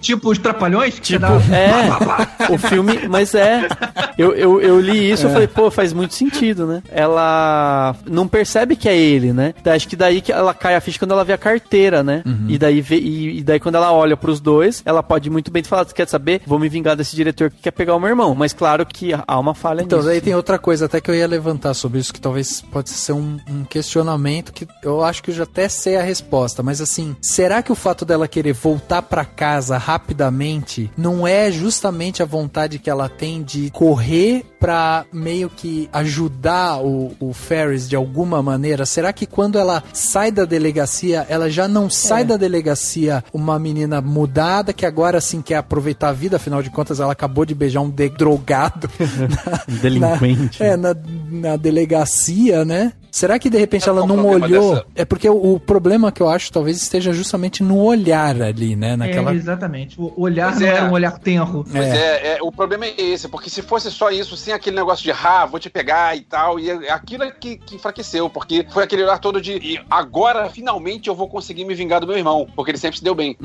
E ela voltou pra casa nesse clima. Sim. Toda aquela galhofa da mãe ao lado dela e do pai no outro carro e tal. Isso tudo foi engraçado, mas ela não, ela tava com aquela obsessão, eu vou desmascarar meu irmão. Com certeza, cara, tem várias coisas no filme que a gente tem que relevar. Uma outra, por exemplo, uma parada impossível, é que enquanto eles estão saindo de Chicago, eles estão no táxi, eles emparelham com um outro táxi que tá o pai do Ferris. E nesse momento, ele tá lendo o jornal e tem uma notícia dizendo que a escola tava se mobilizando por um jovem doente. Pô, a parada tinha acabado de acontecer, sabe? Exato. Não tem como tá no jornal. Não, poderia estar, porque era tarde, tinha aquelas edições da tarde de jornal, sabe? Exatamente. Digamos tipo, que hora do almoço eles iam lá, fechavam a edição da tarde. Mas o assunto teria que virar notícia, cara. Tinha acabado de acontecer. Digamos que aconteceu às 10 da manhã. Tava no estádio. Não daria tempo de ganhar proporção pra um repórter ir até lá, entrevistar alguém e fazer a matéria. Exato. Mas beleza, né, cara? Isso é realmente, tem que dar uma suspensão da descrença um pouco, sim, né? Não tem jeito. Não, a própria cena deles saindo do restaurante e o pai ali querendo pegar o táxi, né? Que eles estão, tipo, em pé do lado do pai, tipo, eles estão num degrau em cima e eles estão ali tudo em pé. Só tem o Cameron de costas e o Ferris, tipo, olhando pra baixo e tal. Tipo, é óbvio que... Sim, né, fora que, assim, tem um momento que o Rooney, né, o diretor, quase que vê o Ferris na TV, na arquibancada. Ou seja, você acha que se deu tanta repercussão, assim, o caso dele tá doente, ninguém ia reconhecer ele na arquibancada de um jogo de beisebol, que sabe-se lá por que cargas d'água num dia de semana tá tão lotado assim, né? Porque tá a galera toda em peso vendo beisebol, né? De manhã. É um jogo...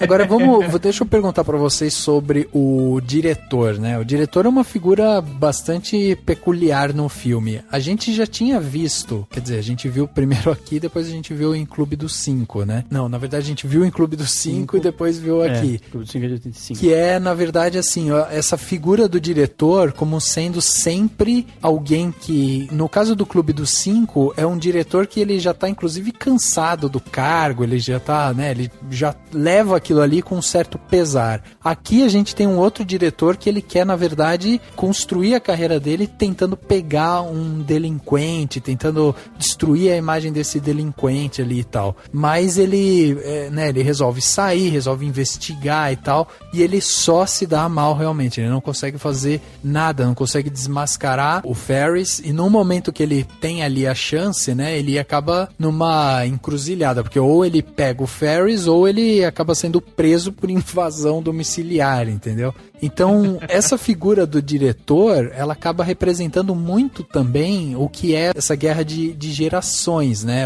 Porque ele é realmente a figura que quer ficar no cargo, que quer se fazer no cargo e tal. Então, ele acaba tentando se construir em cima disso. E é óbvio que ele tem todo o jeito trapalhões, né? De ser ali e tal. Estereotipado.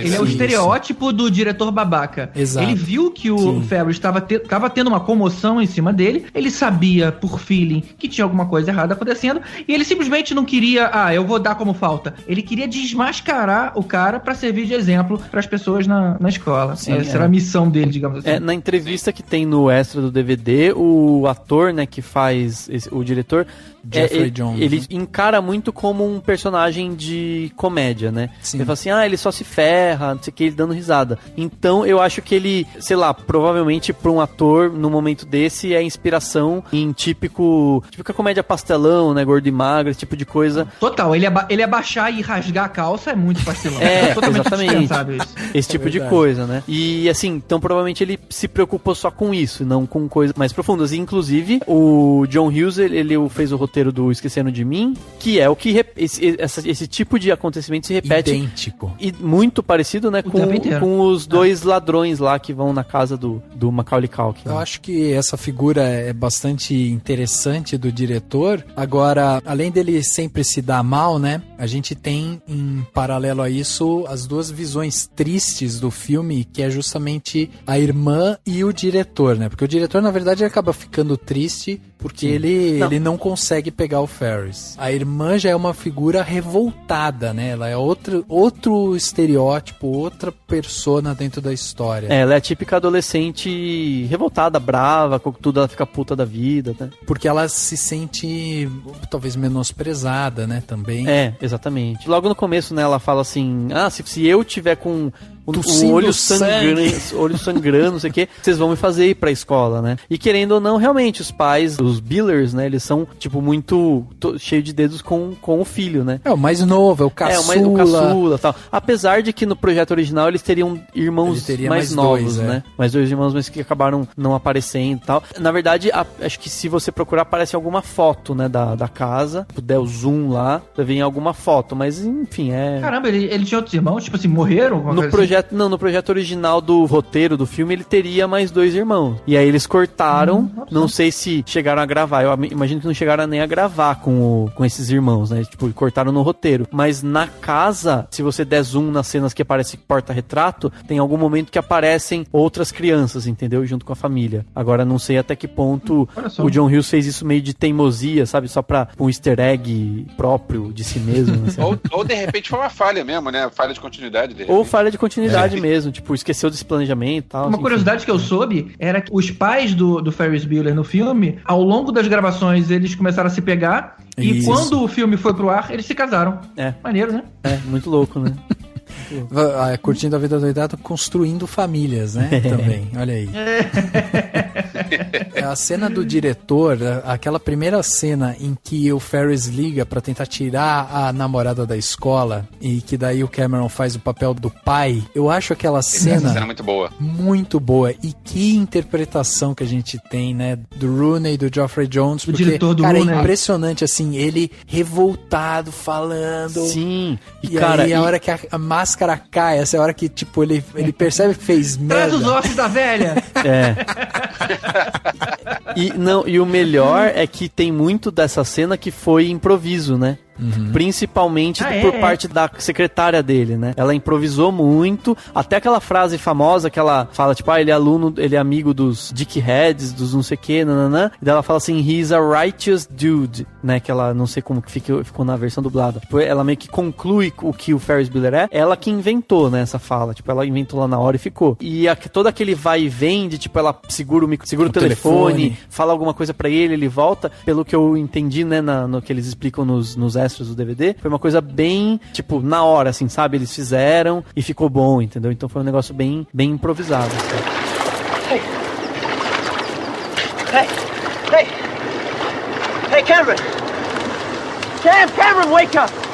Oh, wake up! Hey, wake up! Oh, shit, Cameron, come on! Cameron! Come on, wake up! Hey! What is that? Ferris Bueller, you're my hero. You're kidding? Oh. Wow, that's pretty impressive, man. You bitch. Oh, you son of a bitch. Get out of me. Come on.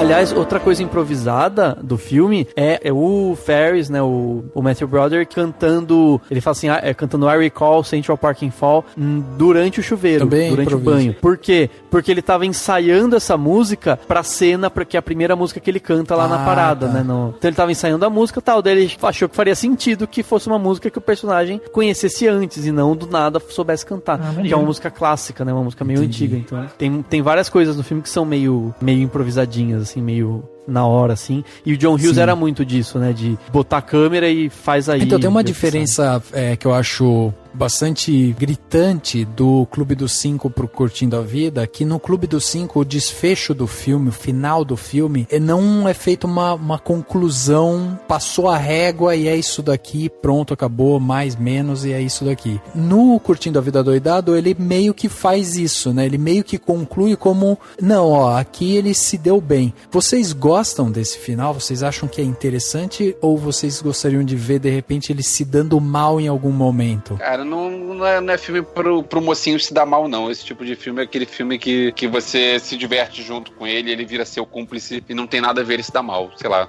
Por mais que de vez em quando ele esteja errado, e a gente sabe disso, não é o estilo do filme dele se dar mal. Eu também acho que o clima foi tão divertido, você realmente matou a aula com ele, conheceu um monte de coisa. Eu, particularmente, ouvi Twist and Shout pela primeira vez nesse filme, não conhecia essa música. Eu lembro que muito tempo depois eu fui ouvir Beatles e eu falei, caramba, é a música do filme. Então, ou seja, originalmente, pra mim, por muitos anos, era o Matthew Broderick ali como vocalista dos Beatles. Então, ou seja, eu me enriqueci tanto com aquela experiência que se no final ele tivesse sido pego, desmascarado, sei lá, expulso da escola, tudo bem que passaria uma mensagem mais apropriada, mas era uma época mais politicamente incorreta.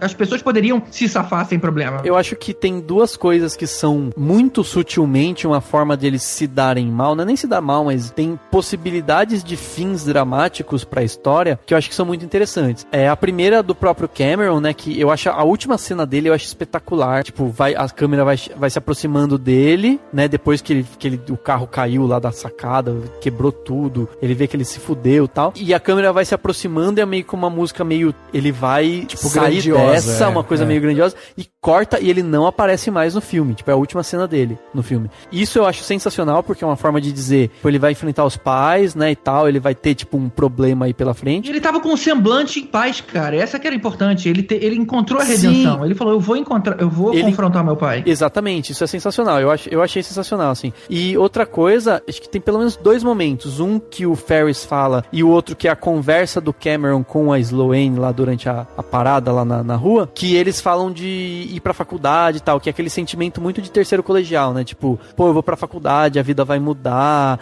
eu vou me afastar dos meus amigos, né? Até o próprio Ferris fala que em algum momento, não lembro agora, ele fala que não vai ver sempre o Cameron, que é o melhor amigo dele e tal. Então tem isso. Então, querendo ou não, isso é a única questão dramática que tem no filme, do tipo, o futuro desses jovens aguarda muitas mudanças, né? Enfrentar os pais, ir pra faculdade, crescer e tal. Então é como se fosse um último momento de liberdade juvenil do quase colegial, uma despedida, entendeu? né? Quase que uma despedida do colegial, de uma certa forma. Então eu acho que isso já é o suficiente. E aí você permite que tenha esse fim, que pra quem olha o filme só na superfície, só tá vendo, beleza, ele matou a aula, voltou e tá tudo bem, entendeu?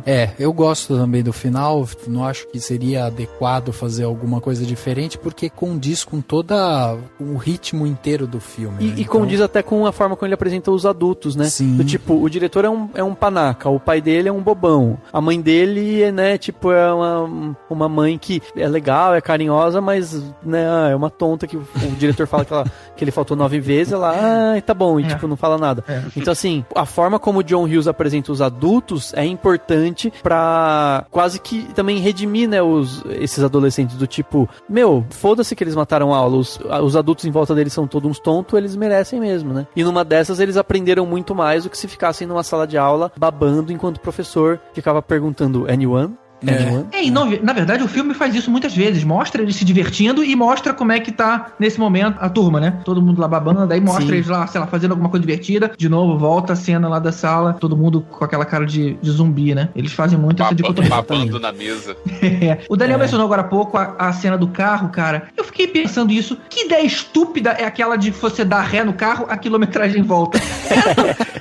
Que Porra, de onde alguém tirou isso, cara? Essa possibilidade. Esse era o plano inicial de tudo. E ninguém achou que, eu acho que isso não vai funcionar. Porra. Olha só, GG, eu já vi isso em outros filmes. Eu sei que isso não funciona, mas eu já vi isso. Não é a primeira vez no cinema que eu vejo alguém tentando. Não sei se funcionou, mas deu certo nos outros? Isso. Não me lembro. Mas eu já vi gente tentando fazer isso no cinema. Mas é muita ideia de um adolescente, vai? Um adolescente que não tem carro, o que ele pensa? Ah, eu dou ré, volta a quilometragem, né? Sei lá. É verdade. Então, exatamente. Ele caracteriza muito isso, né? O pensamento adolescente mesmo, né? Tipo, pega o carro, depois a gente dá, seu pai não vai nem perceber, entendeu? E é muito legal, eu acho muito interessante como que, por tudo que o Cameron fala, você saca como é o pai dele, né? Em vários momentos. Então não precisa aparecer, Não precisa aparecer, você fala, putz, o pai dele é aquele imbecil, aqueles cara rico que só quer saber do carrão e tal, não tá nem aí pro filho. Então isso é muito interessante. Você vê tudo pela ótica do Cameron, né? Você vê o sofrimento dele, o rigor do pai, as próprias características do pai, sem você ver o pai, sem você ter ideia de como que é esse pai. Ele podia muito bem, ele é um personagem que podia estar muito bem no Clube dos 5, né? Tipo, ele podia ser o sexto do Clube dos 5. Porque tipo, todos no Clube dos 5 são assim, né? Tem problema com o pai, com a mãe, nananã. E aí no Curtindo a Vida Doidado, o John Hughes pegou só um personagem pra representar essa pessoa que tem problemas, né, com eles e tal. Isso é muito interessante, assim, de fazer a ligação, né? Bom, nesse aniversário de 30 anos do filme, fica aquela pergunta que eu queria deixar aqui pra vocês também, que é do que esse filme representa pra vocês? Porque às vezes pode soar muito como saudosista, né? A gente falou aqui de cenas em áreas abertas, né? Como o festival, que já não fizeram, já não dá mais pra fazer isso, hoje em dia fariam tudo com digital. A gente falou de uma época de escola em que os alunos não tinham mais não tem o celular, né, para ficar olhando e tal. Então a gente vê uma série de características que é justamente do que a gente viveu, do que a gente viu e tal. Mas por trás disso, o filme traz também uma mensagem de inovação, de um novo pensamento, de quebras de parede, tanto assim cinematograficamente, mas também no sentido de você quebrar barreiras, né, de você ultrapassar esses limites e tal. Então eu queria saber assim de vocês, aquele sentimento, né, pelo filme, assim. O que o Curtindo a Vida Doidado representa pra vocês, no sentimento, assim, de vocês, quando vocês pegam o DVD ali e olham pra aquela capa? Olha só, eu nasci em 71, eu era adolescente quando vi o filme no cinema, e eu vivi todo esse revival de anos 80, de festa plock, etc. Eu tocava numa banda cover de anos 80, que tocava todo mês no Ballroom, e a ideia, eu posso dizer isso, que a gente não ganhou com isso, mas a ideia de fazer a festa plock surgiu dos nossos shows, que o cara que criou a festa plock ia pros nossos shows, se divertia, acabou que ele fez e foi muito, muito além do que a gente foi, mas tudo bem, isso não vem ao caso. Mas assim... Só um comentário pra quem não é do Rio de Janeiro, a banda do Elvis era meio famosinha, assim, underground. Se alguém viveu essa época, era o Perdidos na Selva. Quem tava acostumado ali com aquele momento de shows, de começar a ir pra barzinho e tudo mais, lembra bem. Pois é, e que a gente tocava muita coisa. A gente era só cover nacional nos 80, então a gente tocou com uma galera da época e tal, etc. Então eu vivi muito, muito intensamente esse revival todo. Comprei o almanac dos anos 80 e tal. Então, pra mim, esse filme é um dos maiores símbolos do que foi essa década de 80 aqui, pra mim, em particular, porque eu fui adolescente nos anos 80, então pra mim essa década foi um troço que eu vivi muito isso. Então, esse filme é um dos símbolos, um dos grandes símbolos. Tive um prazer muito grande uma vez que eu tava numa reunião de família, eu tenho sobrinhos de várias idades diferentes, o meu filho mais novo tem 5, a minha sobrinha mais velha tem 21, e era uma reunião, um almoço de família na casa dos meus pais, e eu levei o filme pra lá, porque a minha filha tava numa onda de querer rever, e botou lá, e teve uma hora que eu fui na sala da televisão e estavam meus filhos e todos os sobrinhos, todo mundo curtindo ver esse filme. E eu penso, cara, que legal, porque é um filme que pra mim foi importante, tem o lado saudosista e tal, tô falando só pelo lado emocional. Também é legal pelo lado técnico, pelo lado cinematográfico, mas eu tô falando pelo lado emocional. Pra mim é importante e foi legal ver a outra geração também vendo isso. Então pra mim é isso. Pô, muito legal. Você era, né? Você era o Ferris, né?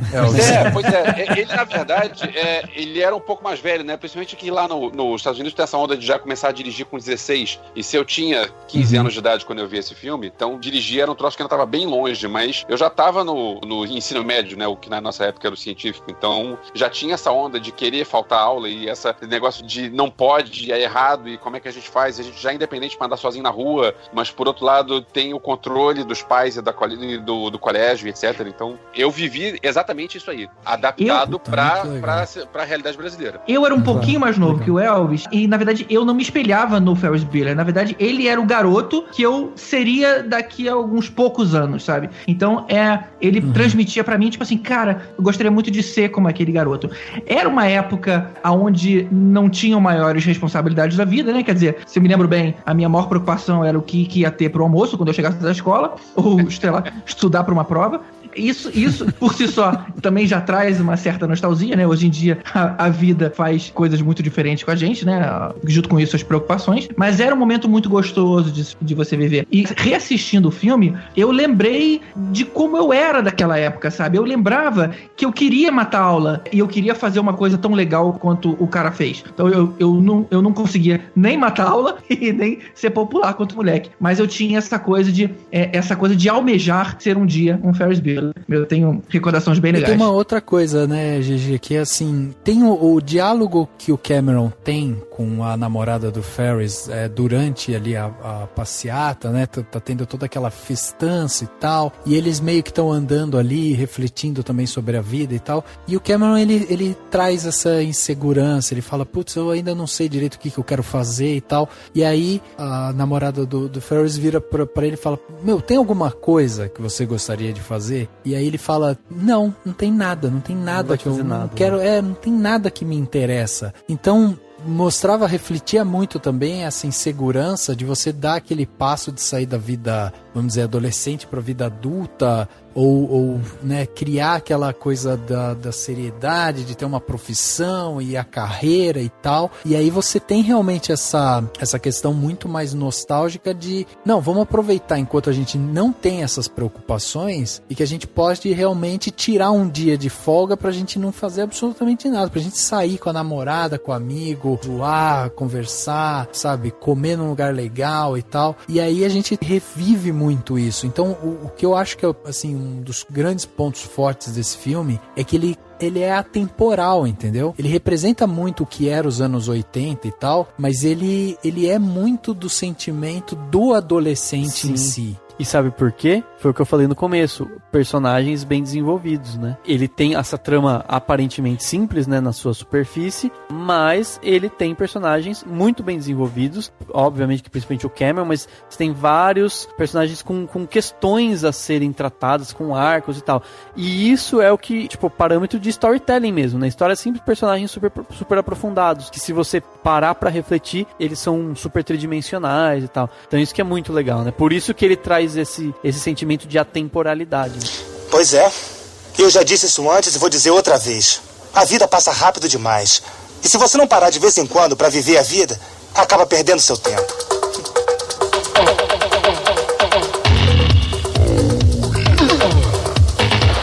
Muito legal que você olhe e vê assim, o Elvis viu o filme adolescente, assistindo um filme de adolescente. Eu assisti o filme, eu era criança, mas era como o GG, assim, eu olhava e falava, putz, eu vou ser um adolescente assim e tal. E você tem um espaço de tempo aí, de pessoas que nasceram, sabe, em tempos diferentes, e todas elas olham pro mesmo filme e falam, sim, cara, eu me vejo Ferris Bueller, eu me vejo amigo do Ferris, entendeu?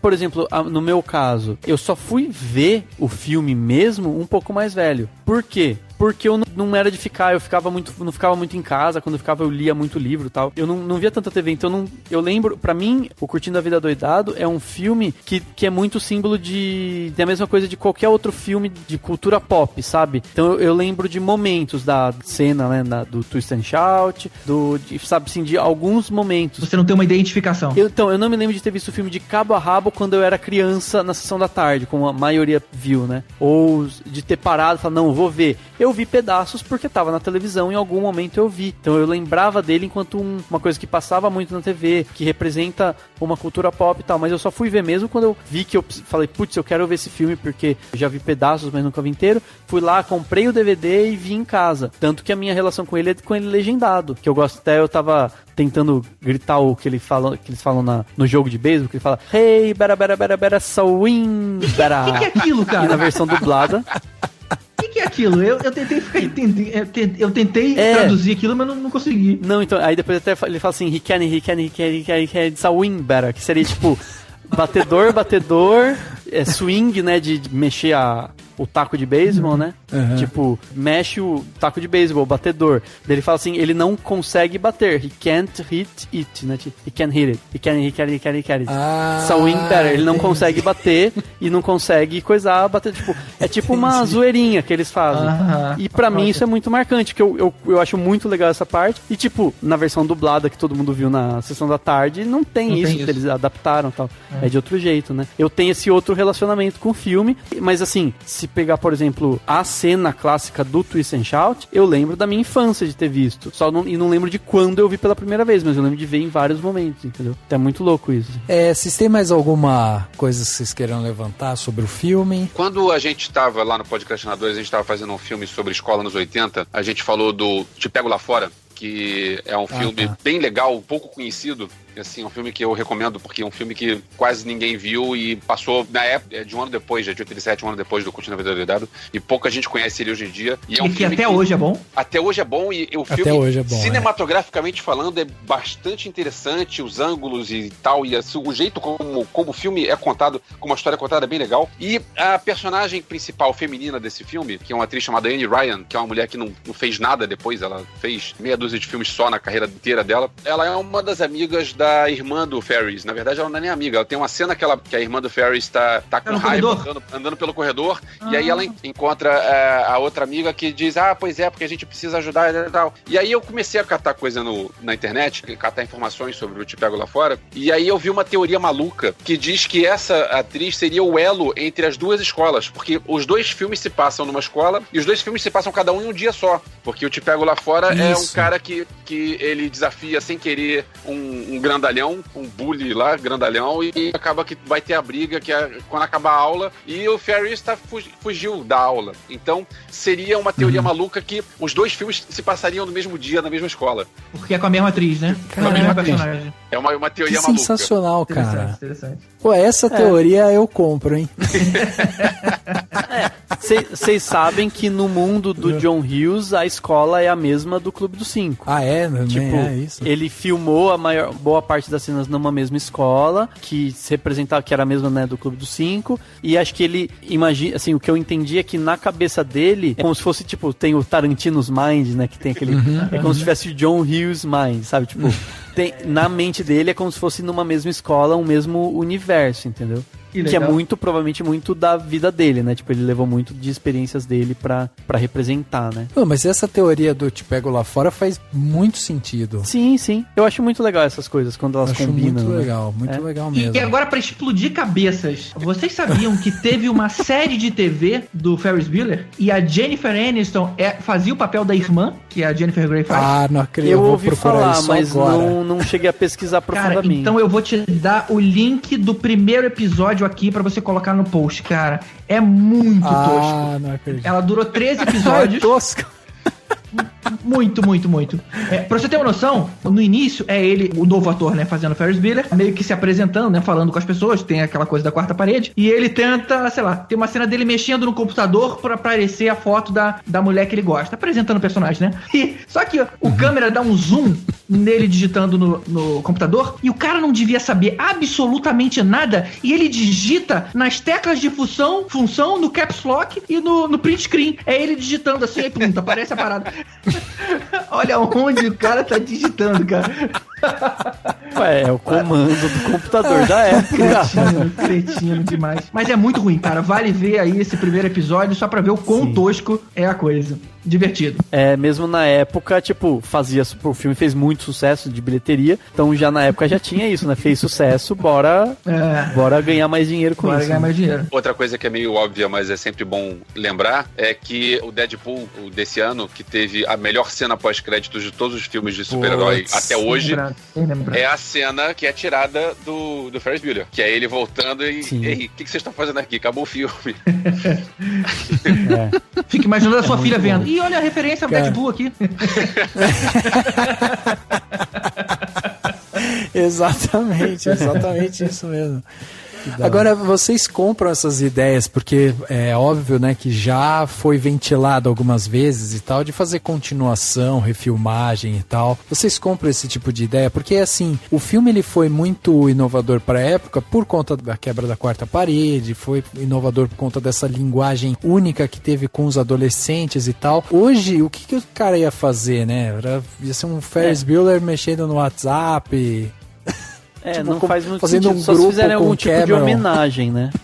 Eu não curtiria ver uma refilmagem, mas eu gosto dessas reunions que eles têm, sabe? Por exemplo, que nem o projeto do Goonies, de mostrar como eles hoje em dia, tendo alguma situação onde os filhos vão tentar fazer uma aventura, né? Eu acho que, de repente, se alguém fizesse um especial pra TV, alguma coisa assim, com os atores fazendo os personagens, mas aí já velhos, já contando alguma coisa qualquer e tentando, sei lá, vai que, né? Tentar ter uma última aventura, porque um foi demitido, ou sei lá, qualquer coisa que seja, eu acho que seria interessante, eu veria sim. Refilmagem não, mas essas coisinhas eu acho divertido. Refilmagem tem certos filmes que não dá. O filme ficou lá e se você vai refilmar, vai dar errado, que você não vai conquistar o público antigo, porque o público antigo vai preferir o original, e você não vai conquistar o público novo que vai pensar, pra que eu tô vendo isso aí? Então é o tipo do filme que não dá, não vai rolar uma refilmagem. Espero que nunca faça. O próprio Alan Ruck, né, que fez o Cameron, ele deu uma ideia em alguma entrevista que ele deu, que ele falou que ele teve uma ideia de fazer uma continuação. Opa! Que seria, mas só ideia mesmo, tipo, acho que eles não é um projeto. Ele só falou, tipo, a ideia dele, que seria uma coisa do tipo, ele, né, o Cameron estaria num asilo,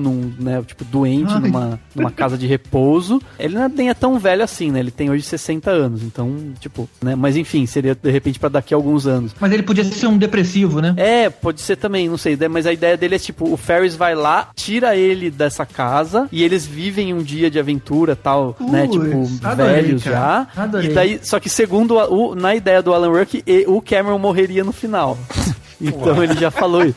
Tipo, seria engraçado, daria pra fazer até um drama, uma coisa assim. E é tipo, com certeza ia levar muita gente querendo ver, tipo, os dois, assim, mano. Tem esse estilo de reunion mesmo. Eu acho que assim, é óbvio que qualquer continuação ou refilmagem e tal nunca vai destruir a obra original, né? Nunca a gente vai ter isso, claro, porque fizeram um vai destruir o outro. Não. Mas o que eu acho que tem que tomar cuidado com continuação é de você não ferir, de repente, o que foi construído antes, né? Porque você, quando vai assistir uma continuação, você já tem aquela bagagem de que você sabe de onde veio aquele personagem, você já conhece mais ou menos ele, sabe mais ou menos os trejeitos dele e tal. E de repente você vê um personagem que às vezes, ele retrocedeu, ou, putz, ele, sabe, ou ele mudou, ele não é mais daquele jeito, ele tá tentando captar de novo a essência dele e tal. Ok, é interessante, mas tem que saber fazer, né? Tem que fazer uma coisa bem feita, bem construída, para que a gente não perca essa conexão com o que era ele lá atrás. É uma responsabilidade. Chamar o J.J. Abrams, né, pra fazer. Exato. Ainda mais pra um personagem tão icônico, né? Que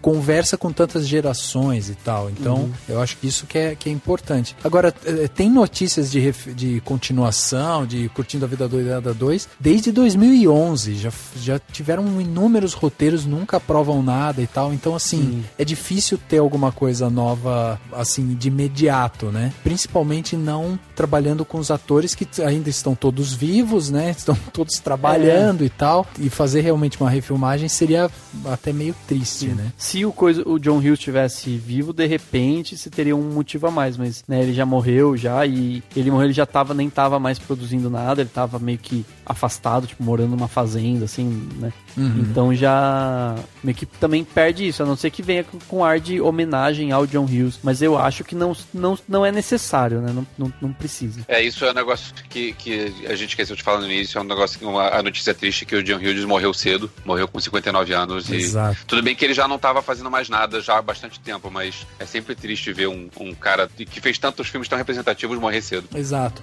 E a gente fez essa homenagem agora aqui, né, Curtindo a Vida Doidado, mas é um filme emblemático realmente, a gente sabe que é um filme que custou aí 6 milhões de dólares, é um filme que, na verdade, por 6 milhões de dólares hoje em dia, né, não é nada, um orçamento, né, baixo, não é nada, mas na época era um filme considerável, um filme com um investimento legal, né, pra você fazer principalmente um filme desse de adolescente e tal.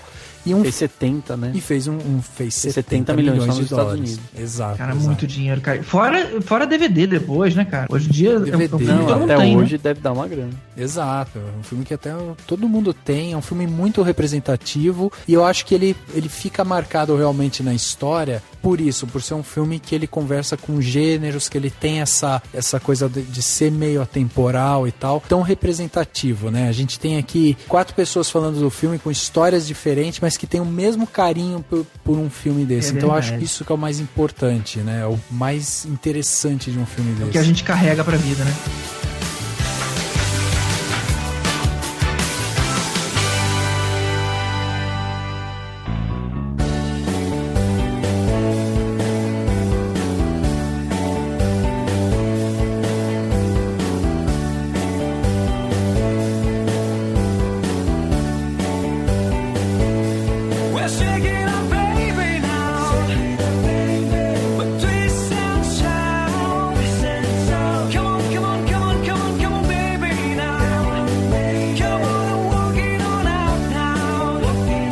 Chegando ao final de mais um podcast, agora o podcast Cinemação número 183, conversamos aqui sobre o Curtindo a Vida Doidado, filme emblemático dos anos 80, que atravessou décadas aí, né, chegou aí, completou 30 anos, e quando a gente fala que completou 30 anos, é porque realmente ele perdurou durante 30 anos, ele continua impactando gerações, então quando a gente fala de um aniversário de um filme, é por isso, né, porque ele continua sendo emblemático, ele continua levando e consumindo e tendo mais público e tal. Então ele faz realmente aniversário. É isso que é mais legal. Teve festa em Chicago, né? Festa. Já teve uma semana inteira de eventos em Chicago pra comemorar os 30 anos do filme. É um filme realmente que fica aí marcado em nossos corações. E eu tenho que agradecer aqui a presença do GG, do Elvis, que vieram lá do Podcrastinadores. Podcrastinadores que foi um prazer. Tá sempre com episódios novos. Eu vi que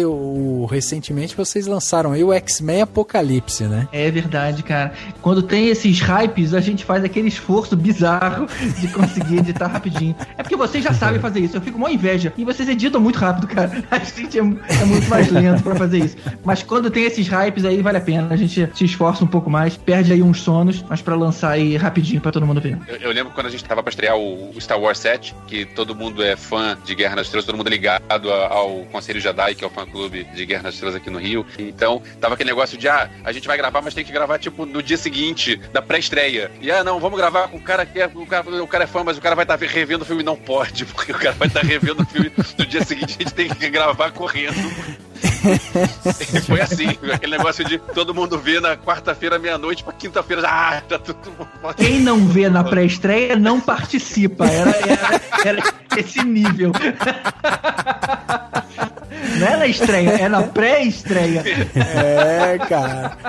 Mas é por aí mesmo. Você tem que fazer um critério, né? Porque senão, já era, né? O que vem de gente também, né? Impressionante. E aí, me diz uma coisa, GG. O pessoal que quer acompanhar o Podcrastinadores e tal, passa aí pra gente um endereço, como que eles fazem, né? Afinal, lógico, né? Tem o feed, tem os aplicativos e tal, mas quem quiser consumir lá o conteúdo que vocês produzem e tal, pra onde que eles vão? Exatamente. Você dá uma olhada no seu aí agregador de podcast, procura por Podcrastinadores. A gente tem 2 feeds, tem o feed normal e tem o feed Plus, que é onde a gente agrega funcionalidades a mais do formato podcast enhanced. Mas isso só funciona para iOS. Apesar de que aquele aplicativo WeCast, ele também já tá conseguindo ler isso para Android. Então aí já é uma vantagem. Mas ou seja, esses são os 2 feeds. Você pode procurar também no Google por Podcrastinadores. Felizmente é um nome tão difícil que você não vai encontrar outro lugar escrito Podcrastinadores sem ser o nosso.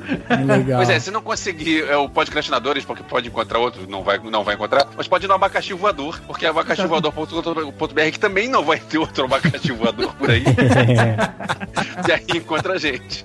O Abacaxi Voador é um portal de cultura pop, onde se fala muito de quadrinhos, de filmes, de música, e o podcast tá lá junto com outros articulistas. O Caruso escreve pra lá também. A gente tem o Mundo Gonzo, tem um conteúdo bem bacana. bacana, dá pra você se divertir lá. Cara, muito legal. Muito legal isso aí. Valeu, Elvis, valeu, GG, valeu, Rafa. Valeu, pessoal. Pra finalizar esse podcast pensando nos 30 anos e com a frase famosa do filme, né? Eu só queria dizer uma coisa, muito profunda. Ele fala que a vida passa rápido demais, mas que bom que passa, né? Que bom que a vida, segue adiante, né? É verdade, né, cara? Ninguém fica parado. Ó, que profundo. Muito bom, muito bom. Eu tenho uma reflexão a fazer também. Boa. Muito bom, muito bom. E até semana que vem, hein? Valeu, pessoal. Valeu. O podcast Cinemação número 183 fica por aqui e a gente se vê no próximo.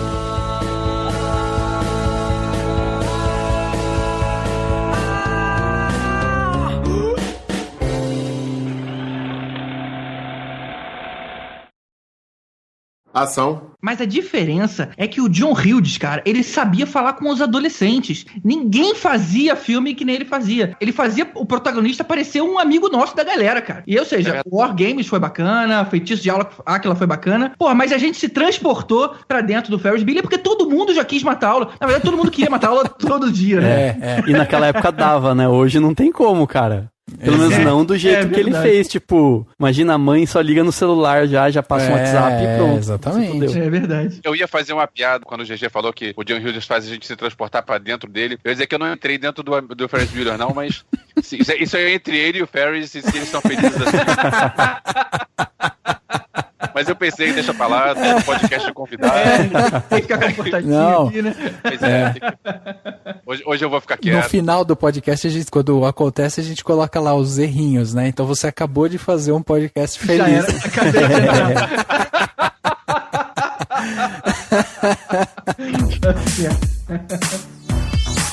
Esse podcast foi editado pela Isso Aí Design. Tudo isso é forma com função. É design estratégico. É isso aí.